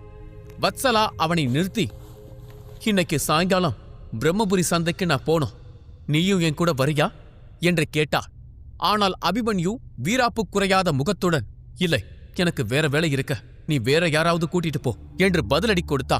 வத்சலா சிரித்துக்கொண்டே, தாமாவும் வேட்டையரும் அரச வேலையா வெளியே போயிருக்காங்க. உனக்கு வேலை இல்லைன்னு எனக்கு தெரியும், அதோட உனக்கு தேவையான மருந்து வாங்கத்தான் போகணும் என்று இழுத்தா. அவளுடைய விளையாட்டை அபிமன்யு தெளிவாக புரிந்து கொண்டான். எரிச்சலடைந்த அவன், சரி, போகும்போது தகவல் சொல்லி அனுப்பு, ஆனா எக்காரணத்தை கொண்டும் நீ என் அறைக்கு வரக்கூடாத என்றான். அதை கூறிவிட்டு அவன் வேகமாக வெளியே வந்தான். தன் அறையை நோக்கி நடந்தான். அவன் அறையில் உத்ரா, பவானி, ருக்மிணி, துருவன் ஆகியோர் அமர்ந்து பேசிக் கொண்டிருந்தனர். அபிமன்யு உள்ளே நுழைந்ததும் உத்ரா, அபிமன்யு, இன்னைக்கு சாயங்காலம் நடக்க போற விருந்துக்கு நீயும் வரதானே என்று கேட்டார். அபிமன்யு சற்று எரிச்சலுடன், இல்ல உத்ரா, வத்சலா என் காயத்துக்கு தேவையான மருந்து தயாரிக்கணும்னு சொல்லியிருக்கா. நான் அவ கூட மருந்து வாங்க போகணும், என்னால வர முடியாது என்றா. உத்ரா கொஞ்சம் சோகமானாள். ஆனால் பரவாயில்ல, அதுதான் முக்கியம், நீ எங்க போ, நான் வத்சலா கிட்ட தனியா பேசிக்கிறேன் என்றார். பின்னர் அனைவரும் பேசி சிரித்துக் கொண்டிருந்தனர். அப்போது அபிமன்யு துருவனை பார்த்து, நீ எப்போ உன் ராஜ்யத்துக்கு கிளம்புற? அப்புறம் உனக்கு என்ன நுட்பம் கிடைச்சதுன்னு நீ என்கிட்ட சொல்லவே இல்லை, என்கிட்டயே அதை மறைக்க பாக்குறாயா என்று கேட்டா. துருவன் பெருமூச்சு விட்டு, அதையே நான் மறைக்கணும், எனக்கு தேவையானது ஒண்ணு, கிடைச்சது ஒண்ணு என்று விரக்தியோடு கூறினான். என்ன ஆச்சு என்று அபிமன்யு ஆர்வத்துடன் கேட்டான். எனக்கு 7 ரக ரத்தினம் தேவைப்பட்டது. ஆனா குகையில அப்படி எதையும் என்னால கண்டுபிடிக்க முடியல. அதுக்கு பதிலா பக்கத்துல இருந்த ஒரு போர் நுட்பத்தை எடுத்தேன். அது ஒரு வாயு நுட்பம். ஆனா அது உன்னோட ஆத்ம நுட்பம் மாதிரி 2 சக்தி இணைஞ்சு தாக்குற நுட்பம். அதோட சண்டையில ஒரு முறை மட்டும்தான் அதை பயன்படுத்த முடியும் என்றா. ஆனால் அபிமன்யு ஆர்வத்துடன், அதுக்கு ஏன் சோகமாயிருக்க? அது அற்புதமான நுட்பம் தானே, அது உனக்கு கண்டிப்பா பயன்படும். உனக்கு தேவையானது 7 ரக ரத்தினம் தானே, ஒருவேளை எனக்கு அது கிடைச்சா நான் கண்டிப்பா உன்கிட்ட கொண்டு வந்து தரேன். ஆனா இந்த நுட்பத்தை விட்டுறாத, இதை நல்லா பயிற்சி பண்ண, அது உனக்கு கண்டிப்பா உதவும் என்றா. அதை கேட்டவுடன் துருவன் ஆர்வம் கொண்டா. உண்மையாவ சொல்ற? ஒருவேளை நீ அப்படி எதையாவது கண்டுபிடிச்சா நேர கலிங்கபுரிக்கு வா. அது இந்திரபுரியில இருந்து கொஞ்ச தூரம்தான். அங்க பிருத்வி சேனையை தேடி வந்தா என்ன பார்க்கலாம். எங்க குடும்பத்தை நீலமயில் குடும்பம்னு சொல்லுவாங்க. நீ யார்கிட்ட கேட்டாலும் அவங்க உனக்கு வழிகாட்டுவாங்க என்றான். அதைத் தொடர்ந்து அவன் அபிமன்யுவிடம் ஒரு நீல நிற ரத்தின கல்லை கொடுத்தான். அது பிரகாசித்தது. அதை வாங்கியவுடன் அதன் மதிப்பை அபிமன்யு அடையாளம் கண்டு கொண்டான். இது 3ஆம் தரக்கல், இது உண்மையிலேயே மதிப்பு மிக்கது நண்பா என்றான். துருவன் சிரித்தான். ஆமாம், இது மதிப்பு மிக்கதுதான். ஆனா உன்னை விட இல்லை. நீ கலிங்கபுரிக்கு வந்து இந்த கல்லை காட்டுனா உன்னை நேரா என்கிட்ட கூட்டிட்டு வருவாங்க என்றான். அதன் பிறகு துருவன் அங்கிருந்து புறப்பட்டான். அதன் பிறகு ருக்மிணி அவனை பார்த்து, அபிமன்யு, விருந்துக்கு நேரமாகிருச்சு, நீ வரல? ஆனா நான் போய் தான் ஆகணும். நான் உன்னை அப்புறம் பார்க்க வர்றேன் என்றாள். அதை கூறிவிட்டு அவர்கள் கிளம்பினர். போகும்போது உத்ராவின் முகத்தில் இருந்த சோகத்தை அபிமன்யுவால் உணர முடிந்தது. அந்த சமயத்தில் ஒரு பணிப்பெண் அவனை தேடி வந்தாள். வத்சலா உங்களுக்காக காத்திருக்கிறா என்றாள். அபிமன்யு அந்த பணிப்பெண்ணை பார்த்து, அரண்மனைக்கு வெளியே அவளை சந்திக்கிறேன் என்று சொல் என்றார். பணிப்பெண் அங்கிருந்து வெளியேறியதும் அபிமன்யு உடை மாற்றி பாட்டி கொடுத்த பழைய சிவப்பு நிற அங்கியை அணிந்து கொண்டு தன் ஈட்டியை எடுத்துக்கொண்டு அரண்மனை வாயிலை நோக்கி நடந்தான். சிறிது தூரம் சென்றதும் வத்சலா அழகான சிவப்பு நிற உடையில் அவனுக்காக காத்திருந்தாள். அவளுடைய அழகான கரங்கள் காற்றில் விளையாடிக் கொண்டிருந்தது. அவள் தன் முகத்தில் பாதியை மட்டும் வெளிக்காட்டும் முகமூடியை அணிந்திருந்தாள். கண்களை மூடியபடி எதையோ யோசித்துக் கொண்டிருந்தாள். அபிமன்யு நெருங்கி வருவதை உணர்ந்தவுடன் அவள் முகத்தில் ஒரு புன்னகை தோன்றியது. அழகான பெண்களை காத்திருக்க வைப்பது நல்லதல்ல அபிமன்யு ரகுநந்தனே. அதுவும் நமக்குள் இருக்கும் உறவு மிகவும் நெருக்கமானது. அதனால் என்னை காக்க வைக்கவே கூடாது என்றாள். அபிமன்யு எரிச்சலுடன், உன் வார்த்தை விளையாட்ட வேற யார்கிட்டையாவது காட்டு. நான் அதுக்கு அடிபணியவும் மாட்டேன், அதுக்குள்ள சிக்கவும் மாட்டேன் என்றாள். நேற்று இரவு அவர்களுக்குள் நடந்த சம்பவத்தை பற்றி வத்சலா யாரிடமும் கூற மாட்டாள் என்பது அவனுக்கு நன்றாக தெரியும். அதனால்தான் அவன் அவளை அப்படி கையாண்டான். வத்சலா, ருக்மிணி போன்ற பெண்களிடம் நாமும் அவர்களுக்கு சமமானவர்கள் என்பதை அடிக்கடி நிரூபிக்க வேண்டும். இல்லையென்றால் அவர்கள் தந்திரத்திற்கு நாம் பலியாகி விடுவோம் என்று அபிமன்யு நன்கு அறிந்திருந்தான். வத்சலா அவனது வார்த்தைகளை கேட்டு கோபப்படவோ வருத்தப்படவோ இல்லை. அவள் அடுத்த வேலையை பார்க்க ஆரம்பித்தாள். வா, இந்த பக்கம் போகலாம். எங்கிருந்துதான் நல்ல மூலிகைகளுக்கான மனம் வருகிறது என்றாள். பின்னர் அவள் அவனை சந்தையை நோக்கி கூட்டி சென்றாள். ஆனால் அவர்கள் செல்லும் திசை மூலிகை பொருட்கள் விற்கும் கடைகள் இருக்கும் திசை அல்ல. அது கள்ள சந்தையில் இருந்து இறக்குமதியாகும் பொருட்கள் விற்கும் திசை. அது அவனை குழப்பியது. அவன் அவளை பார்த்து, மூலிகை கடை அந்த பக்கம் இருக்கு, எனக்கு நல்லா தெரியும், நீ எங்க போற என்றான். வத்சலா அவனை பார்த்து, ஏன் எப்போ பார்த்தாலும் முறைச்சுக்கிட்டே இருக்க? அமைதியா வா, எனக்கு தெரியும் என்றாள். அவள் அவன் கையை இறுக்கி பிடித்து அவனை முன்னோக்கி இழுத்துக் கொண்டு சென்றாள். அபிமன்யு விசித்திரமாக உணர்ந்து தன் கையை பின்னால் இழுத்தான். நீ என்ன பண்ற? என் கையை விடு என்று கூறினார். சந்தையில் இருந்த மக்கள் ஒரு அழகான பெண் சந்தைக்குள் வருவதை பார்த்தார்கள். இளமான்கள் அவளை ரசிக்க ஆரம்பித்தனர். அதில் ஒரு வீரன் முன்னோக்கி நடந்து வந்து வத்சலாவை பார்த்து, வணக்கம் அழகான இளவரசி, உங்களுக்கு என்ன வேண்டும்? இந்த சந்தையில் என்ன வேண்டுமென்றாலும் என்னிடம் கேளுங்கள். இங்கிருக்கும் அனைத்து கடையும் நம் கடைதான். நான் மதிப்பும் மரியாதைக்கும் உரிய மிருதர் குலத்தை சேர்ந்தவன் பெருமையோடு சொன்னான். அபிமன்யு அவனை அருவருப்பாக பார்ப்பதைப் போல பார்த்தான். வத்சலா அவனை பார்த்து சிரித்து, மிருதர் என்றால் பிணத்தை திருடுவார்களே அவர்களா என்று ஏளனமாக கேட்டுவிட்டு அவனது தலையை கோதிவிட்டு நகர்ந்தான். அவனும் சிரித்துக்கொண்டே அவள் பின்னால் வந்தான். அபிமன்யு வத்சலாவை பார்த்து, வத்சலா என்ன பண்ற? இந்த இடம் சரியில்லை, வா இங்கிருந்து போகலாம் என்று கத்தினான். உடனே அந்த போர் வீரன் அபிமன்யுவை பின்னால் இழுத்து, சிறுவனே, நாங்க பேசிக்கிட்டு இருக்கிறது தெரியலையா? கொஞ்சம் ஓரமா நில்லு, நாங்க பேசிக்கிறோம் என்றா. அபிமன்யுவுக்கு கோபம் தீயாய் பரவியது. நீ உயிரோட இருக்கணும்னா கொஞ்சம் விலகியே நில்ல, இல்ல வருத்தப்பட வேண்டியிருக்கும் என்று கடுமையாக பதிலளித்தான். அதை கேட்டு அந்த வீரன் சிரித்தான். உடனே 4 வீரர்கள் அவர்களை நோக்கி வந்தனர். அவர்கள் மிருதர் குல வீரனை பார்த்து, முதலாளி, நீங்க அவகிட்ட பேசுங்க, இந்த பையனை நாங்க பாத்துக்கிறோம் என்றனர். அந்த 4வரில் ஒருவன் அபிமன்யுவை பார்த்து, சகோதரா, எங்க முதலாளியும் அந்த பொண்ணு ரொம்ப நாளா காதலிக்கிறாங்க. அதனால நீ அவளை மறந்துட, இல்லனா இந்த சந்தைக்கு வந்த வழி மட்டும்தான் உனக்கு ஞாபகம் இருக்கும், போற வழி தெரியாது என்று மிரட்டினா. வத்சலா ஏன் அபிமன்யுவை அங்கு அழைத்து வந்தாள்? ஏன் அந்த அந்நியர்களின் கவனத்தை வேண்டுமென்றே ஈர்த்தாள்? அபிமன்யுவின் கோபம் சண்டையாக வெடிக்குமா? வத்சலா அவனை வைத்து என்ன செய்ய திட்டமிடுகிறாள்? இந்த கேள்விகள் அனைத்திற்குமான பதில் அடுத்த எபிசோடில் காத்திருக்கிறது. பாக்கெட் எஃப்எம்மில் மட்டுமே வரும் மர்மம் நிறைந்த அற்புதமான கதையான இந்திரஜித் தி டிவைன் வாரியரை தொடர்ந்து கேட்டுக்கொண்டே இருங்கள்.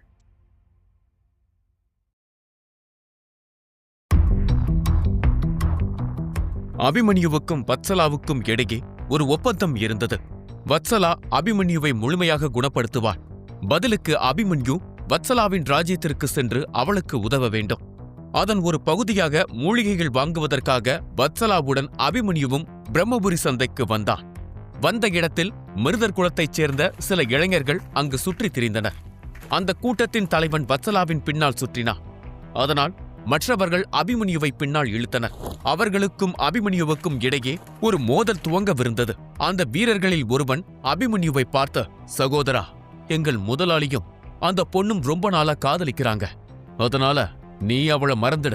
இல்லனா இந்த சந்தைக்கு வந்த வழி மட்டும்தான் உனக்கு ஞாபகம் இருக்கும், போகிற வழி தெரியாத என்று மிரட்டினான். மற்றவர்களும் அவனோடு சேர்ந்து அபிமன்யுவை பயமுறுத்த பார்த்தனர்.